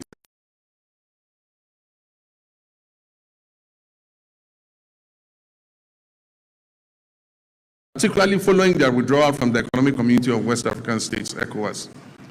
Ghana believes that continued dialogue and cooperation are indispensable to regional stability, and that disengagement only deepens our collective vulnerabilities. At the continental level, Ghana continues to play an active, principled, and forward-looking role in advancing the African Union's strategic priorities. Today, Ghana currently holds the following prestigious positions. We are AU champions on reparations. We are AU champions for African financial institutions. And Ghana is also the AU champion for gender equality and women's empowerment. Mr. Speaker, I'm humbled by my election as the first vice chairperson of the African Union at the 39th ordinary session of the AU Assemblies of Heads of State and Government held recently in Addis Ababa, Ethiopia. Mr. Speaker, it is also gratifying to note that my colleague leaders in West Africa have declared me, John Dramani Mahama,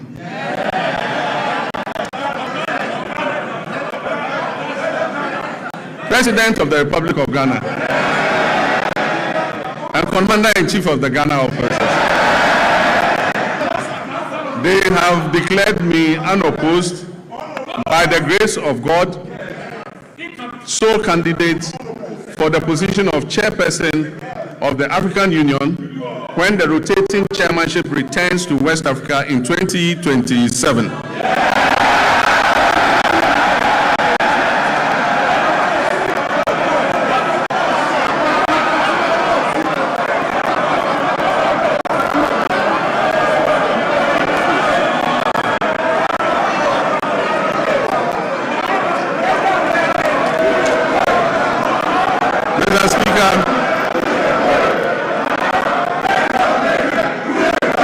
Mr. Speaker,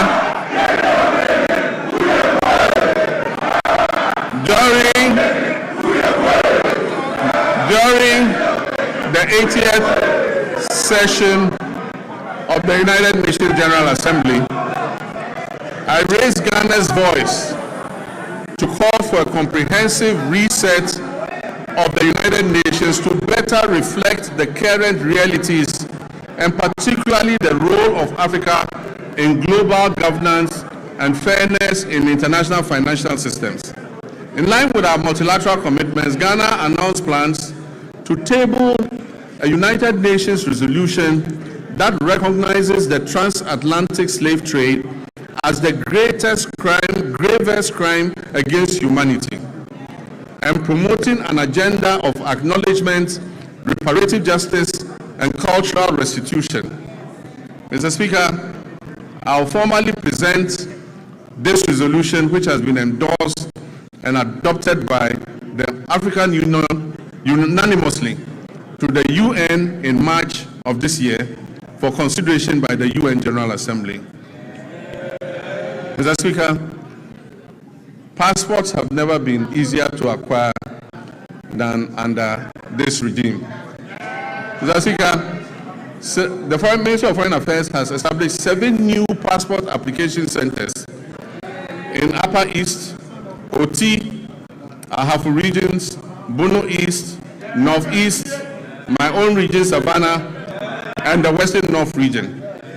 Mr. Speaker, with this expansion, all 16 regional capitals now host passport application centers, marking a major milestone in the decentralization of passport services. Mr. Speaker, to address systemic delays, the ministry implemented the 24-hour passport production operation at the head office. This enabled the clearance of an inherited backlog of over 40,000 passport applications. As a result of these reforms, Ghana's passport administration now operates with 0 backlog, guaranteeing passport delivery within 15 working days. If you like, try it. Apply for a new passport. Within 15 days, you will receive your passport.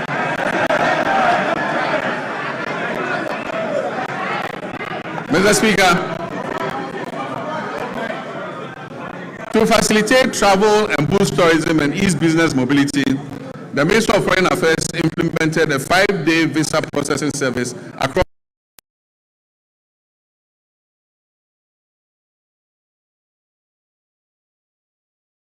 significant progress has been made in the design and procurement phase of a national e-visa platform with a targeted rollout plan for 2026. This means if you apply for visa, you apply online and the visa is approved online. You don't need to go to the Ghana embassy to apply.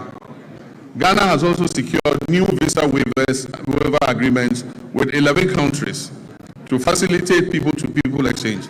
It means for those 11 countries, Ghanaians don't need passports to go there. You just jump on the plane and appear there, and they will allow you in. Mr. Speaker, to highlight Ghana's ongoing commitments to international solidarity, we made humanitarian donations to Jamaica, Cuba, Sudan, and Palestine to support disaster relief and conflict-related crises.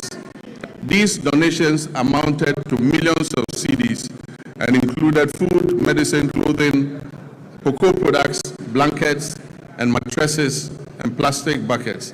I'm pleased to, Speaker, I'm also pleased to report that remittances from our relatives abroad, the Ghanaian diaspora, reached a historic high of $7.8 billion in 2025. Mr. Speaker, this is the largest annual inflow ever recorded in Ghana's history. This reflects not only confidence in the Ghanaian economy, but the enduring patriotism of our citizens living and working abroad. Mr. Speaker, these remittances they bring back home support households, they finance education, they build homes, they provide seed money for businesses, and best of all, they stabilize our foreign exchange position. In many respects, our diaspora has become one of the country's most reliable development partners. Without contracts, conditionalities, or fanfare, they are easily one of our most reliable development partners. We must intentionally ensure that citizenship, rather than place of residence, determines one's right to serve the Ghanaian Republic. Ghanaians worldwide who pledge allegiance to this country of theirs and make substantial contributions to its development should not be barred from active participation in public affairs, including the opportunity to hold public office, provided there are appropriate measures to ensure loyalty and accountability. Mr. Speaker, I'm personally in support of the bipartisan bill currently before this House, seeking to address this matter. And it is my hope that it will be passed expeditiously so that our compatriots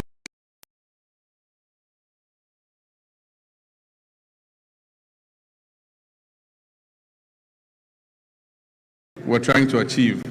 We're implementing many policies to develop our youth capacity and to create as many jobs as possible to address the major unemployment problem. All our youth activities and job creation programs are ongoing. In 2025, 10,887 young people were trained in entrepreneurship programs and job creation under the Ejumara program. In 2026, an additional 10,000 young people will receive similar support under the program. The National Apprenticeship Program onboarded 14,000 young apprentices during the pilot phase, and they have started receiving their start-up kits after passing out successfully. Training is ongoing across the regions, and when completed, the trainees will be certified by the Commission for TVET to facilitate their access to employment. Mr. Speaker, this year the target for the National Apprenticeship Program has been increased from 10,000 to 100,000 young people, offering many more young people the opportunity to acquire the skills needed for sustainable development. And as I said, when they pass out, they are given a certificate by TVET to show that they have passed out and have the skill in whatever they learned. In 2025, 86,000 young people were engaged through the Youth Employment Agency, various employment modules under this agency. This year, I've directed the Ministry of Youth Development and Empowerment as a matter of urgency to review all the youth employment modules under the YEA to reduce duplication and ensure value for money. This is important so that we can channel the resources to the advantage of the teeming youth who are waiting for opportunity. Mr. Speaker, the National Service Authority has signed an MOU with the Ministry of Defense to commence military training for 10,000 national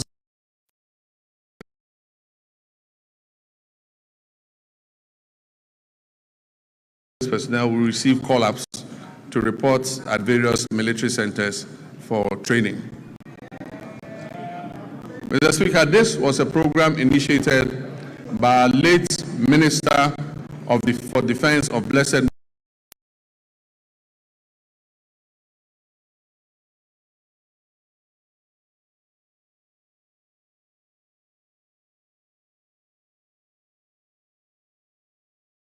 benefit of the personnel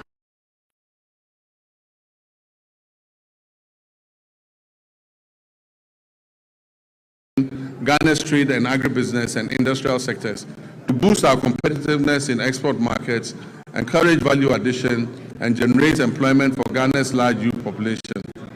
My recent visits with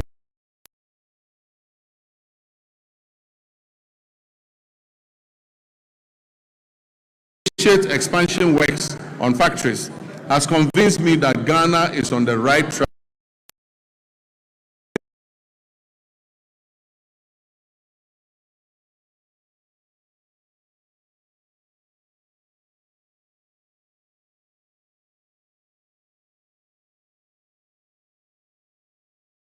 First step, we are collaborating with private sector to establish 3 new garment factories in Eastern Region, Central Region, and Bono East Region. This will create an estimated 27,000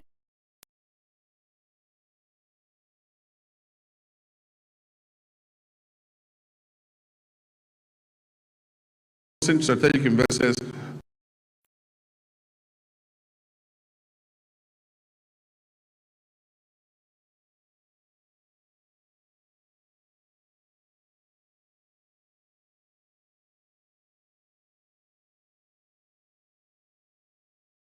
a 27.04% growth in 2025.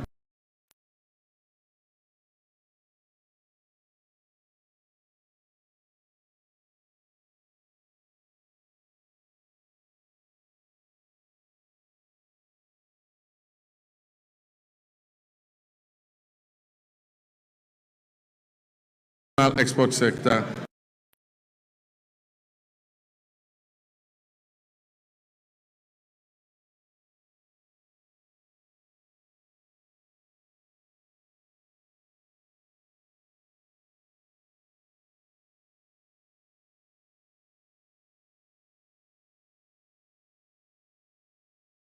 Of the overall 33.8% of industry's share of gross domestic product in 2025. It emerged as a leading contributor within the industrial sector.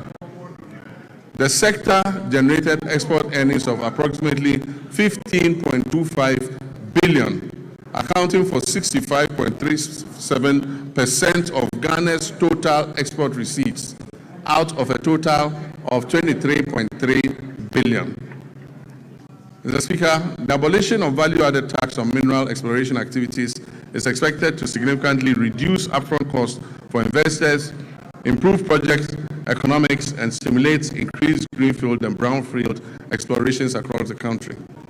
The fight against Galamsey remains complex and demands a multi-dimensional response that integrates strong enforcement, the application of technology, sound regulation, and active community participation.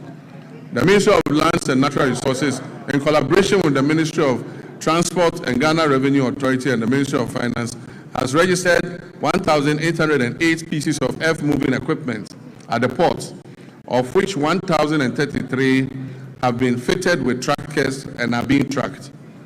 The protection of our water bodies and forest reserves is ongoing with the deployment of 1,634 blue water guards across Western North, Savannah, Upper West, Bono, Eastern Ashanti, Central Volta, and Northern regions.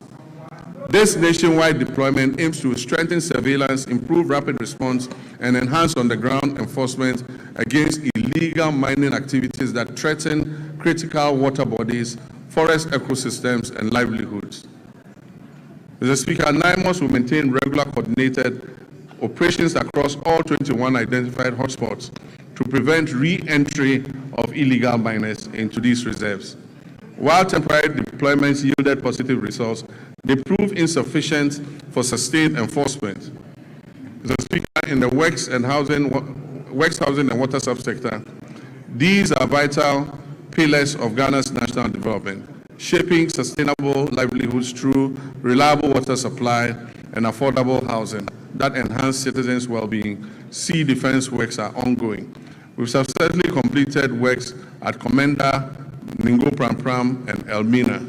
Together, these three projects have protected approximately 15 kilometers of our coastline and safeguarded lives and livelihoods and property. In March 2025, I visited Solakope, Agaveji, and Amutinu in the Ketu South municipality, where tidal waves displaced thousands of residents. We made a firm commitment to address the devastation. Mr. Speaker, through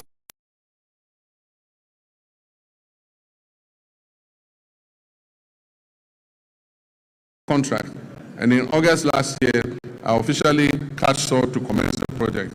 I'm pleased to inform this House that the project is currently 25% complete, and calm has already been restored along the coastline. Notwithstanding these actions, flooding remains a major infrastructural challenge in the country and a top priority for this government. A task force on flooding is in place and coordinating the national mitigation efforts against flooding. Ghana continues to grapple with housing deficits, currently estimated at over 1.8 million units. Some significant strides have been made in the housing sector. In line with government's earlier commitments to complete all ongoing housing initiatives, we have successfully concluded the joint venture arrangements which we inherited for the completion of the Saglemi housing project. The Attorney General is reviewing all related documentation to finalize and commence the project.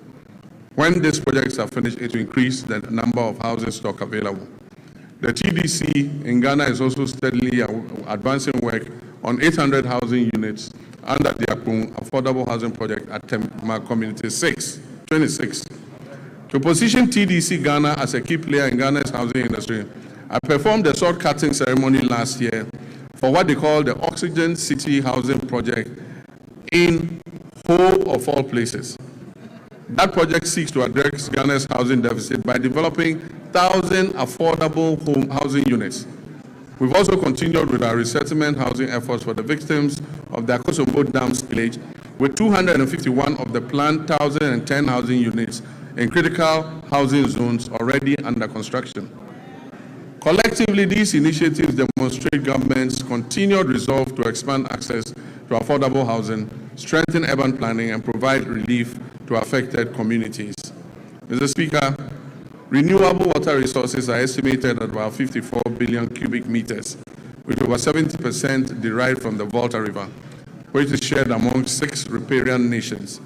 We're implementing key interventions to expand and improve water services nationwide.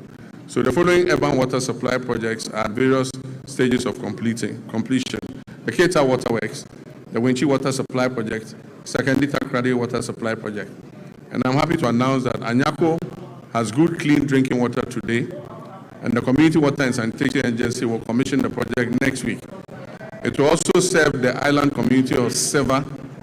We will begin preparatory work on the Damango and Sunyani water supply expansion projects and seek to finalize all financing arrangements for other water supply projects in Tamale, Yendi, Techiman, and Takwa.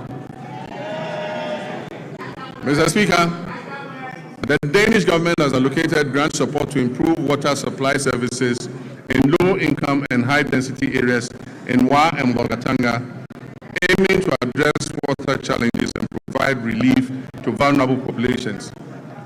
Mr. Speaker, the following rural water supply projects are ongoing: Asankregwa, Sekirioso, Duadaso, Kwemandamfa, Goso, Dwabing, Aveime, and Edumbamso. To strictly follow the resetting agenda and secure sufficient funding, the Ministry of Finance has allocated 6.3 billion Ghana cedis to the District Assembly's Common Fund.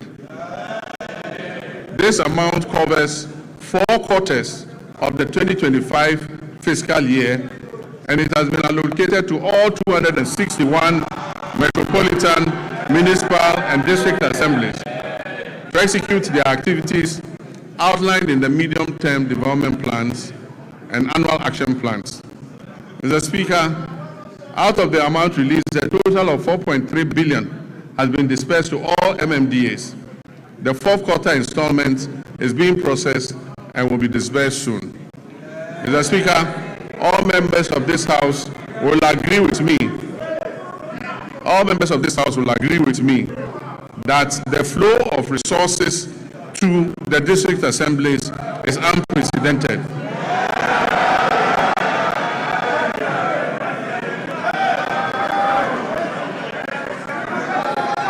All your assemblies are receiving more money than they've ever received in several years.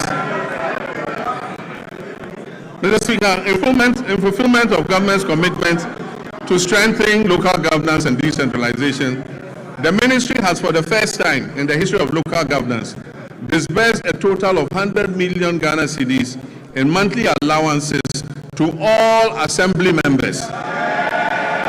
Unprecedented, assembly members have received their allowances. The Ministry of Local Government, Chieftaincy and Religious Affairs has also finalized designs for the new 24-hour economy modern markets to be constructed in all metropolitan, municipal, and district assemblies. Mr. Speaker, procurement processes are far advanced to commence the construction of these markets. And very soon, in all your district, honorable members, you will have a 24-hour market operational. Mr. Speaker, our tourism and creative arts sector has a lot to offer.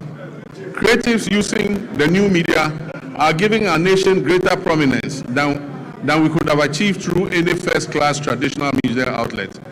Our economy will not be built only by traditional sectors, but also by human creativity sectors that will absorb those people who will be displaced from the shop floor by the new AI technologies that are being rolled out. Ghana has become a favorite tourist destination because of our history, culture, our arts, our music, our fashion, and our food. Government has allocated 20 million Ghana cedis to the film sector alone. This is going to the film sector to support Kumawood and Gollywood and all the woods. Mr. Speaker, another 20 million cedis has been given for the other creative sectors. I believe that this injection of money will bolster our creative sectors. Mr. Speaker, I wish to assure the creative industry and the Ministry of Tourism that I'll be ambassador efforts to bring events and conferences to Ghana. We are going to undertake the refurbishment of the Accra International Conference Center to restore it to its iconic past as the country's national and international events and conference venue. Mr. Speaker, the original contractors of the center, Enego Project Ghana Limited, have conducted a structural integrity assessment at the request of the Office of Chief of Staff and made recommendations for the facilities renovation and refurbishment. They will commence this work in the next few weeks. But Mr. Speaker, the AICC is not enough for a country seeking to develop its creative sector and become West Africa's destination for meetings, conferences, musical concerts, and entertainment. So working with the private sector, work will also commence this year on a befitting convention and creative event center to position Ghana as West Africa's leading hub for meetings, incentives, conferences, and exhibitions, and creative events. Ghana will also begin this year the renovation of the State Banquet Hall, which has been closed for a couple of years. Mr. Speaker, this year we will strengthen Ghana's standing in the major global and continental sporting events. We will make our 5th FIFA World Cup appearance. And for us, this is an opportunity to boost national branding and the economy beyond just sports. Mr. Speaker, supporters and other people interested in going to support the team would have to submit a visa request to the American Embassy. We are being told that we must ensure that supporters who go return on the visas. It has taken a lot of work to restore Ghana's 5-year non-immigrant visas and take us off the ban list. It is my hope that this event will not send thousands of Ghanaians to America and get us back on the ban list. Mr. Speaker, the Black Queens will compete at the 2026 African Cup of Nations, Women's African Cup of Nations, building on their bronze medal finish in Morocco. At the youth level, Ghana will participate in the 2026 Youth Olympic Games in Dakar with a multidisciplinary team aimed at strengthening long-term elite pathways. We'll also compete at the Commonwealth Games 2026 in Glasgow, reinforcing Ghana's presence across the Commonwealth sporting landscape. Mr. Speaker, as a member of the Ghana Journalists Association, I've been deeply concerned about the abuses suffered by journalists at the hands of some of our errant security personnel. I've asked the leadership of the security agencies to take firm action and to reorient their men and women on the need to be accommodating to journalists who are only doing their job of keeping citizens informed. I've also been concerned about the state of our state-owned media, most of which have suffered from historical underfunding and grappling with deteriorating infrastructure and facilities. I recently toured these media houses to learn about their challenges at first hand, and we're currently putting together a revitalization plan to leverage their valuable assets and re-inject life into their operations. The reintroduction of the Media Development Fund is also being reconsidered to support the Ghanaian media. Mr. Speaker, as I conclude, during my recent trip to Zambia, we saw what a united Ghana can achieve on the global stage. A simple mislabeling of our culture could have reduced us to a punchline. Instead, we moved with speed and confidence. We corrected the record. We turned what was supposed to be ridicule into reach. We turned confusion into connection. We taught what could have been a negative social media trend into a handshake of friendship with our Zambian brothers and sisters. Mr. Speaker, for most people, that episode was just a fleeting social media frenzy. Yet it served a greater purpose. It showed a nation that understands its brand equity. It showed citizens aligned around a common identity. It showed a country that knows who we are and refuses to be defined by others. But let us be honest, unity in moments of cultural pride has proved easier than unity in moments of political disagreement. If we can mobilize that same collective resolve for our development agenda, we will see real progress. And that mobilization is possible because we are the descendants of a people who united against political subjugation. We resisted economic exploitation and we fought colonial oppression. Mr. Speaker, Our pursuit of national development today demands that same unity of purpose. We must reject misrepresentation and distortion that detract from our collective progress. We must guard our development as firmly as we guard our cultural identity. We must act as one people with one purpose. Mr. Speaker, in public life, there is a simple maxim we're all very familiar with. And it says that the buck stops with the president. Mr. Speaker, I not only agree with this. Every day I hold office of president, I live by that statement that the buck stops with me. The ultimate responsibility for the direction of this nation rests with the office that I hold, and I'll never shirk that duty. But nation building is not merely a question of who provides the strategic direction and who bears the final responsibility. It is a long chain of efforts that carries intent into reality, from policy conception to laws enacted, to resources mobilized, to services delivered, to value created on farms, in workshops, in classrooms, in markets, and in enterprises across our land. Mr. Speaker, it is here that the strength of a people reveals itself. It is in the countless acts of competence, integrity, and industry by citizens of every calling whose work turns national purpose into lived reality. Mr. Speaker, while the bulk may stop with me, the work of nation building goes beyond that. Through the labor, enterprise, and civic spirit of millions of Ghanaians whose daily efforts give policy life. Mr. Speaker, I will continue to carry the weight of final accountability. And I ask in equal measure that our citizens bring their full measure of energy, skills, and patriotism to the common task of advancing our country. That is how nations are built. That is how economies grow. No policy can substitute for civic duty. No program can replace the quiet discipline with which millions of Ghanaians sustain their families, serve their communities, and carry this republic forward each day. Mr. Speaker, we are sometimes tempted to judge our nation only by our failures and our difficulties. But the country is not defined solely by its difficulties. It is defined by the choices its people make in response to those difficulties.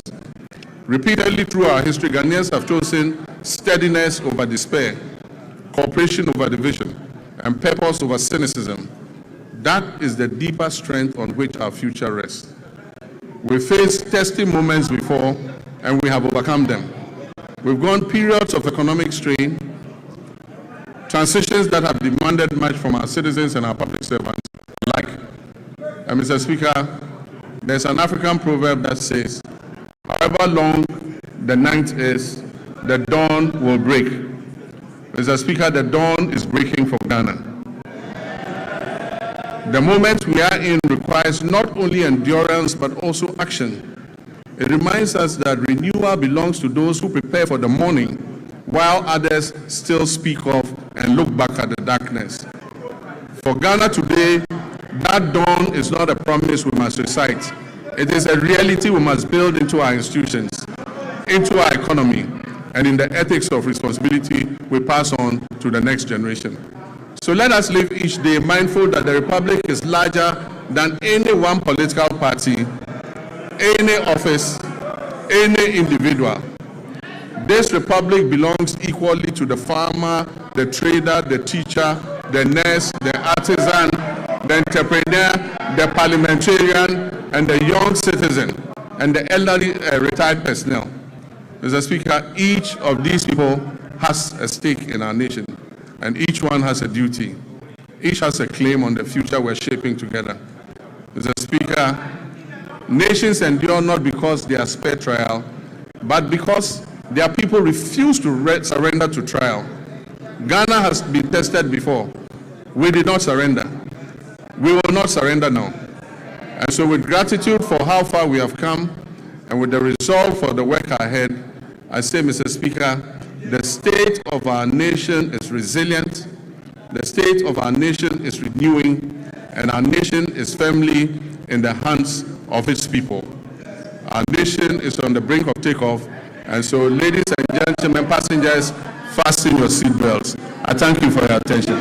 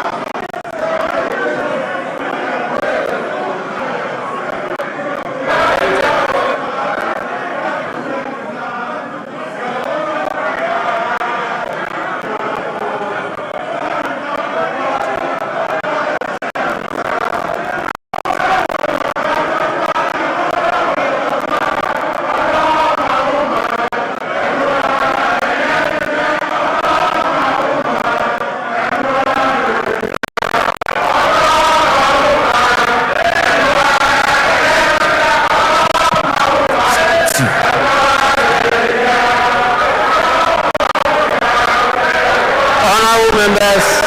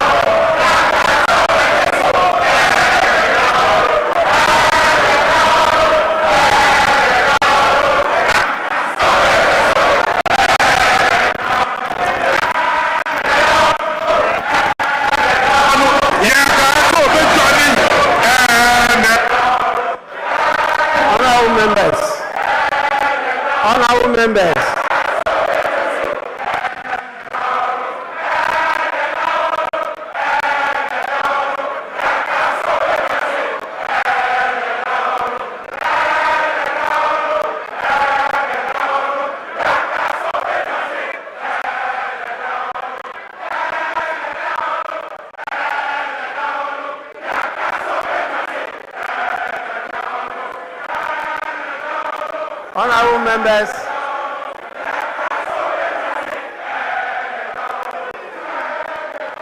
honorable members,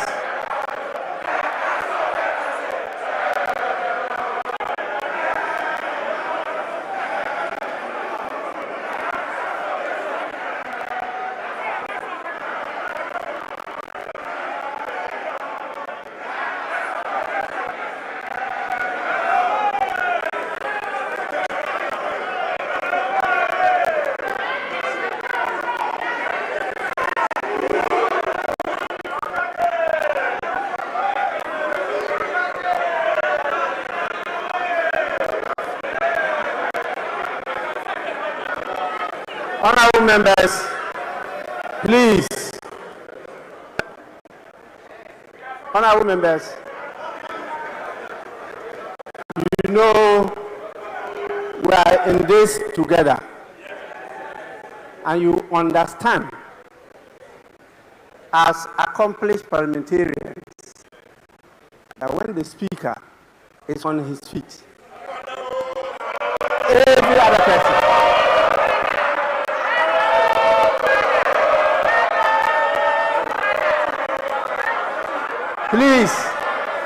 you don't only resume your seats, but you also keep silent. Honorable members, before I convey the gratitude of the House to His Excellency the President for the message, permit me to acknowledge some more senior patriots who are with us here today. We have the leader of the People's National Convention in the person of Bernard Mona. We also have the leader of the All People's Congress, APC, in the person of Hassan Abdullahi Ayaraga. And we have my senior brother, the former flag bearer of the Convention People's Party, Ivor Robina Greenstreet, also with us here. Please, you are all warmly welcome. Honorable members, in accordance with Standing Order 72, Rule 4, I convey to His Excellency, the President of the Republic of Ghana, the gratitude of the House for the address. Honorable members, again, in accordance with the practice of this House, a formal communication will be forwarded to His Excellency the President after the House has thoroughly debated this message. So His Excellency will hear from us. I know you are ready.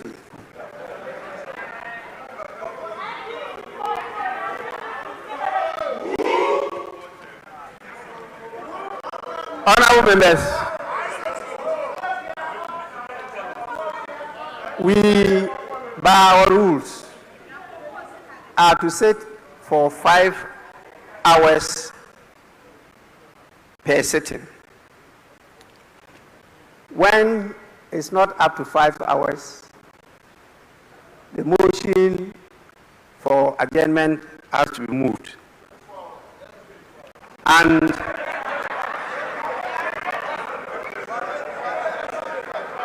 here we are. We have spent a lot of time, but not yet 5 hours. And so I'll have to call on the leaders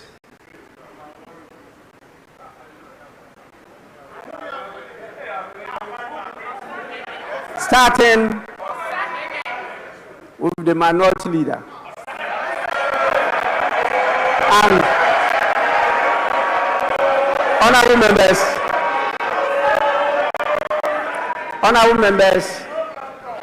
in consultation with the leaders, I'm giving each of them 5 minutes.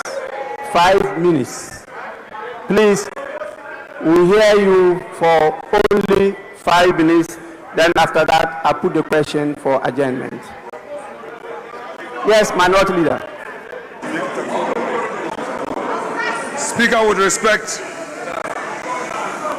let me thank you for the opportunity and thank Mr. President for living up to this constitutional obligation.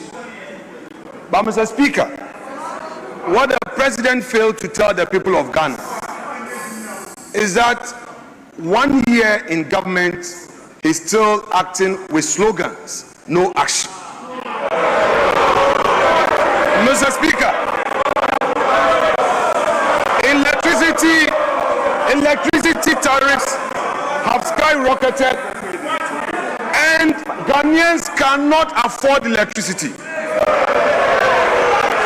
We have thousands of Ghanaian youths who are, Mr. Speaker, can they be quiet and listen? Because if they misconduct themselves, we'll do the same thing to their leader. Be quiet. Don't take away my time. If you don't keep quiet and listen to me, your leader cannot speak. If you don't know, I'm telling you. Mr. Speaker, thousands of Ghanaian youths were dismissed through a letter by the Chief of Staff. It's part of the State of the Nation. Mr. Speaker, as we speak, there is a scandal looming. Security services recruitment, TribeNet, we know who brought that company to the ministry. Kama has a way, and we, the minority, will pursue the person and make sure there's full disclosure. Mr. Speaker, the cocoa farmers, they have reduced producer price, and Erikopoku cannot be found. They don't care about cocoa farmers, and they are here telling us inflation, macroeconomics is already. Macroeconomics is already. Mr. Speaker, Galamsey continues. Ghanaians continue to suffer under this Galamsey hardship, and we expect concrete action to be taken on Galamsey. Mr. Speaker, to conclude, our elders say, give credit where credit is due. Mr. President is telling us today that some gains have been made. Those gains through this gold for reserve. Mr. Speaker, the gold for reserve policy, what they have failed to tell Ghanaians is that the Bawumia that they attack, Mr. Speaker, the Bawumia that they attack, the Bawumia that you attack is the brainchild of this policy. Mr. Speaker, I would want to urge the government, give to Bawumia what belongs to Bawumia.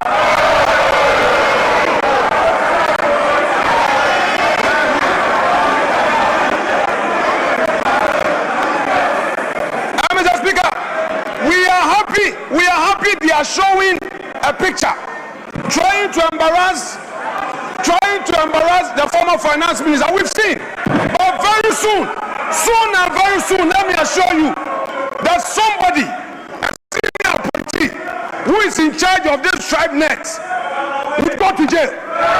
So the one behind TribeNet, the one who introduced TribeNet to the ministry, who is chopping money, Mr. Speaker, we are happy you are showing. Very soon we'll bring a picture. Then you will see the one in charge of TribeNet duping innocent Ghanaians, duping their unemployed youths. There are many youths who are looking for jobs, and this TribeNet, with the connivance of an appointee of government, she will be exposed. So you continue with Kenoforiata. Soon and very soon it will be your turn. Mr. Speaker, I will conclude by saying that this side of the house, we are ready today to debate on this SONA. And by Monday, the true SONA will be revealed by the minority. By Monday, we, the minority, will present to the people of Ghana the true state of the nation. Mr. Speaker, that said, let me thank you for the opportunity, and I wish Mr. President well. Thank you very much.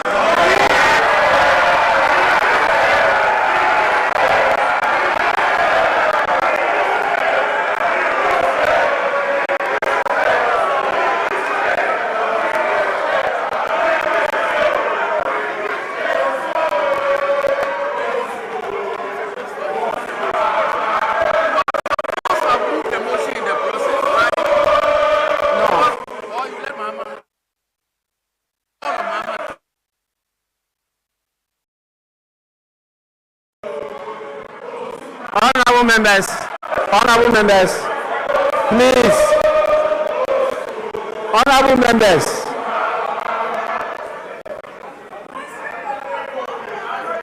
Honorable members, Let's now listen to the majority leader. 5 minutes. 5 minutes.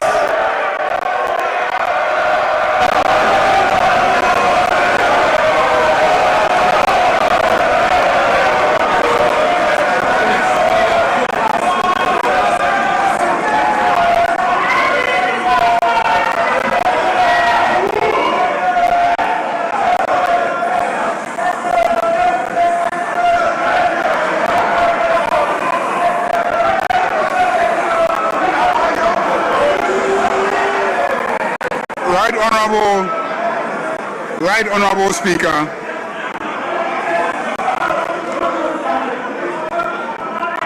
on behalf of my colleagues in this House, we want to thank His Excellency, President John Dramani Mahama, for his excellent leadership.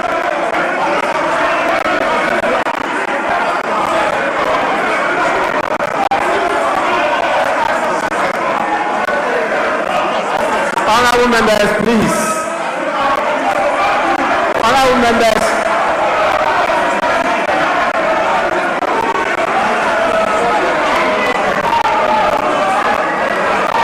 Honorable members, please.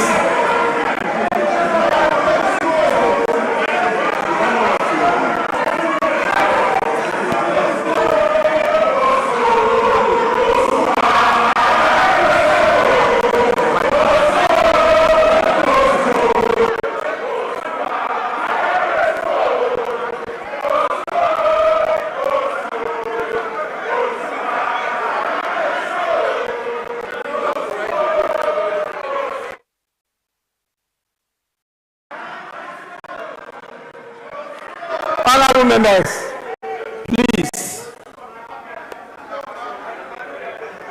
We are not at a rally ground. Please.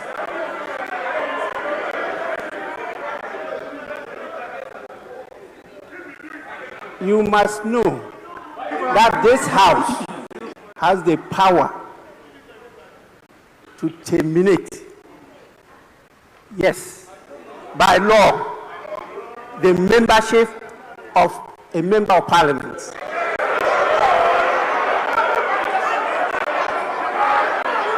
Please.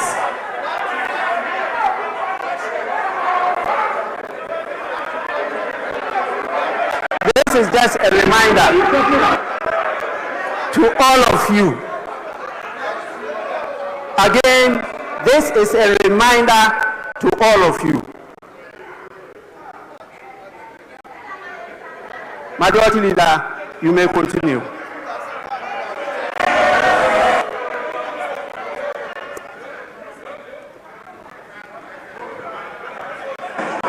I want to thank His Excellency, the President John Dramani Mahama, for his leadership. Ghanaians are very grateful to you. Mr. Speaker, it is obvious that the Ghana you inherited and the Ghana you speak of today is like day and night.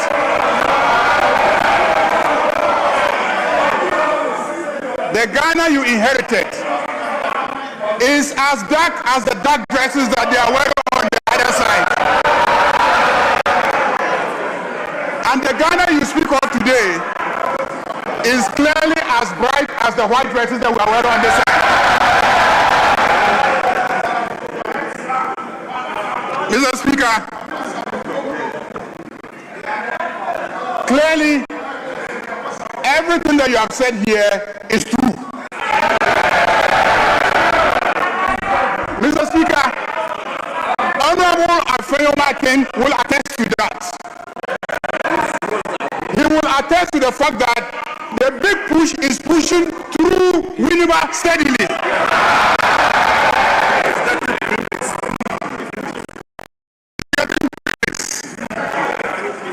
Mr. Speaker, It seems today is about cocoa prices. I can understand. Mr. Speaker, let me read Reuters today. Reuters has confirmed Ivory Coast will pay cocoa farmers 800 to 1,000 CFA francs per kilogram for the mid crop starting March 1st. The main crop price was 2,800 CFA francs per kilogram. When converted to Ghana cedis, this is about 980 to 1,225 Ghana cedis per 64 kilogram bag.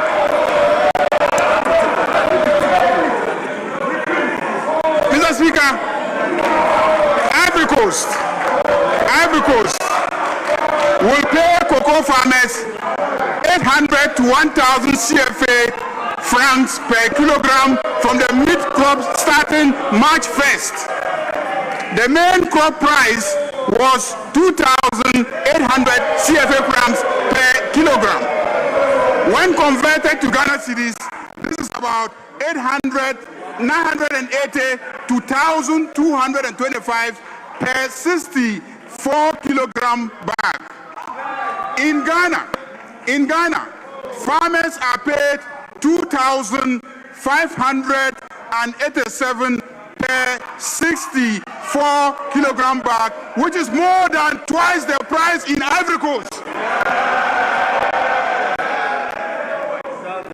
This is confirmed this morning by Reuters.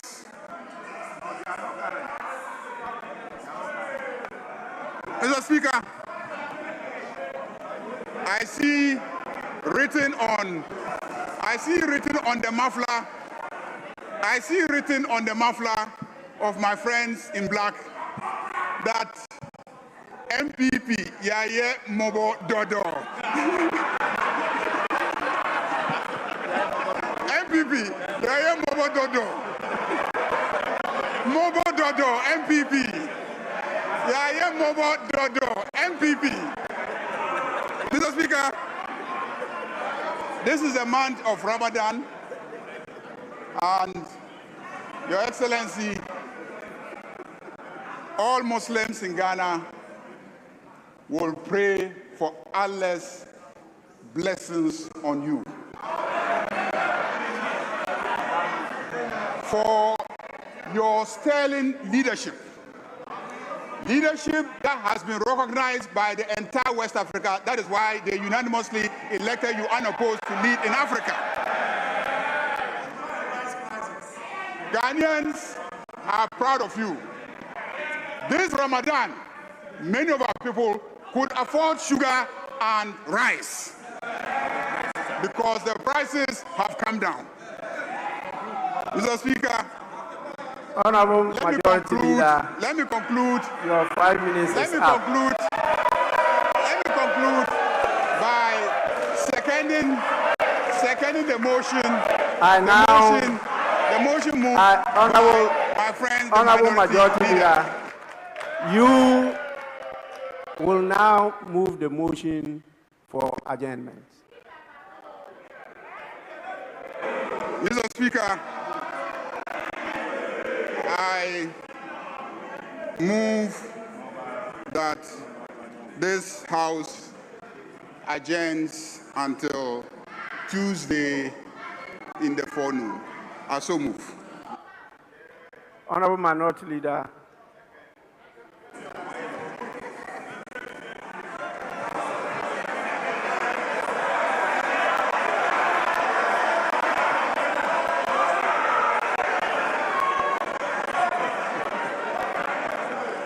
Mr. Speaker,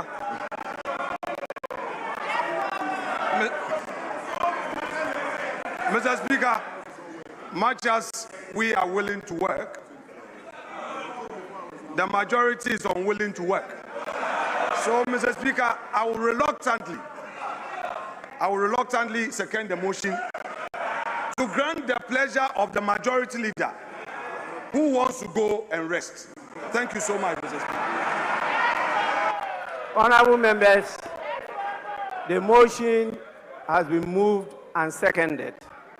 And the question is, as many as are in favor of adjournment, say aye. As many as are against, say no. Honorable members, clearly the ayes have it. The House is accordingly adjourned till Tuesday, 3rd March 2026 at 2 p.m. The House is adjourned.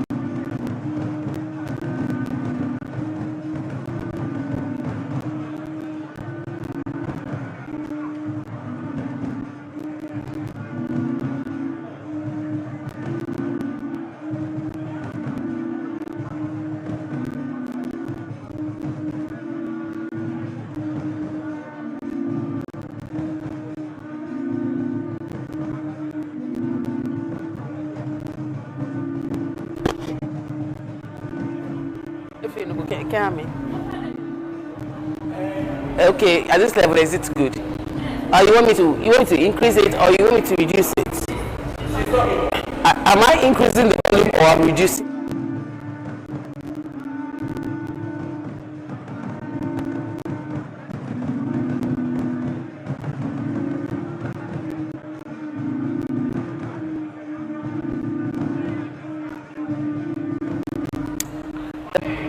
The President of the Republic of Ghana just delivered a message on the state of the nation. This is in accordance with the provisions of Article 67 of the 1992 Constitution, and you're still watching GH Parliament TV, the Parliament TV station that brings you real-time events as they occur from the institution of Parliament, told by members and staff of the Parliament. President John Mahama touched on a number of issues during the presentation of the State of the Nation. Some of the things he touched on include economic recovery and growth, and he spoke about the fact that Ghana's GDP projected to reach $113 billion in 2025, up from $83 billion in 2024.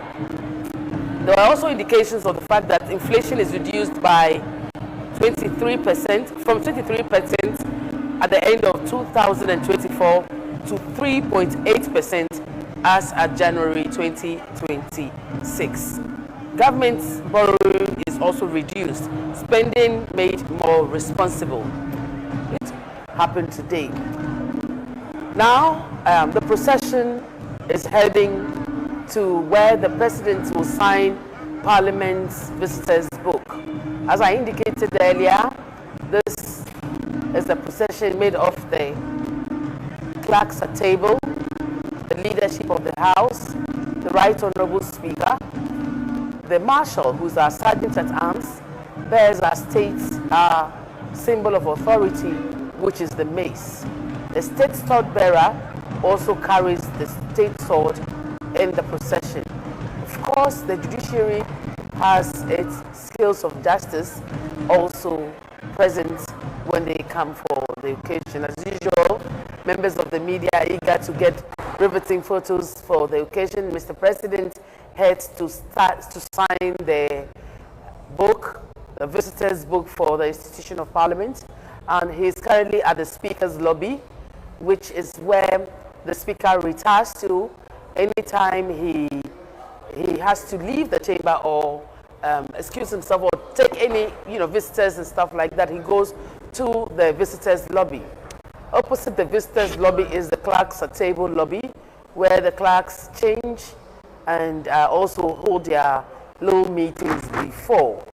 The Right Honourable Speaker, in a conversation with the wife of the President, our First Lady, Her Excellency Lodina Mahama. Of course, the Vice President, Her Excellency Professor Nana Jane Opoku-Agyeman, is also there. Spouse of the Chief Justice also there. And Mr. President is signing the book. Of course, in attendance is the Marshal of Parliament. And this is a constitutional duty which the President fulfills at least once in a year.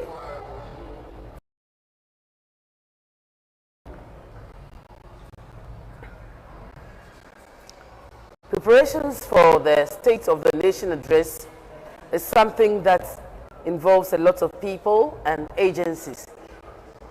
Meetings and discussions are had with the security agencies, with service providers, with state agencies. Members of Parliament play a very important role, and Colonel Ofosu, Principal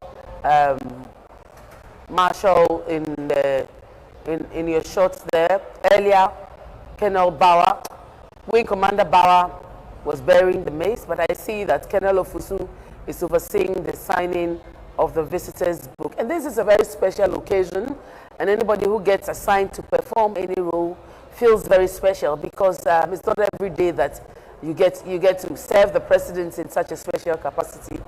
And so I'm sure Colonel Ofosu is having a very proud moment. Mr. Speaker, still talking to the First Lady of our land.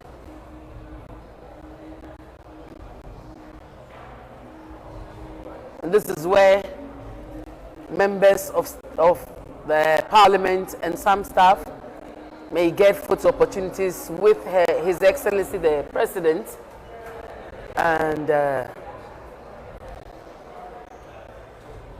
Director of State Protocol also overseeing activities and ensuring that work is going on smoothly.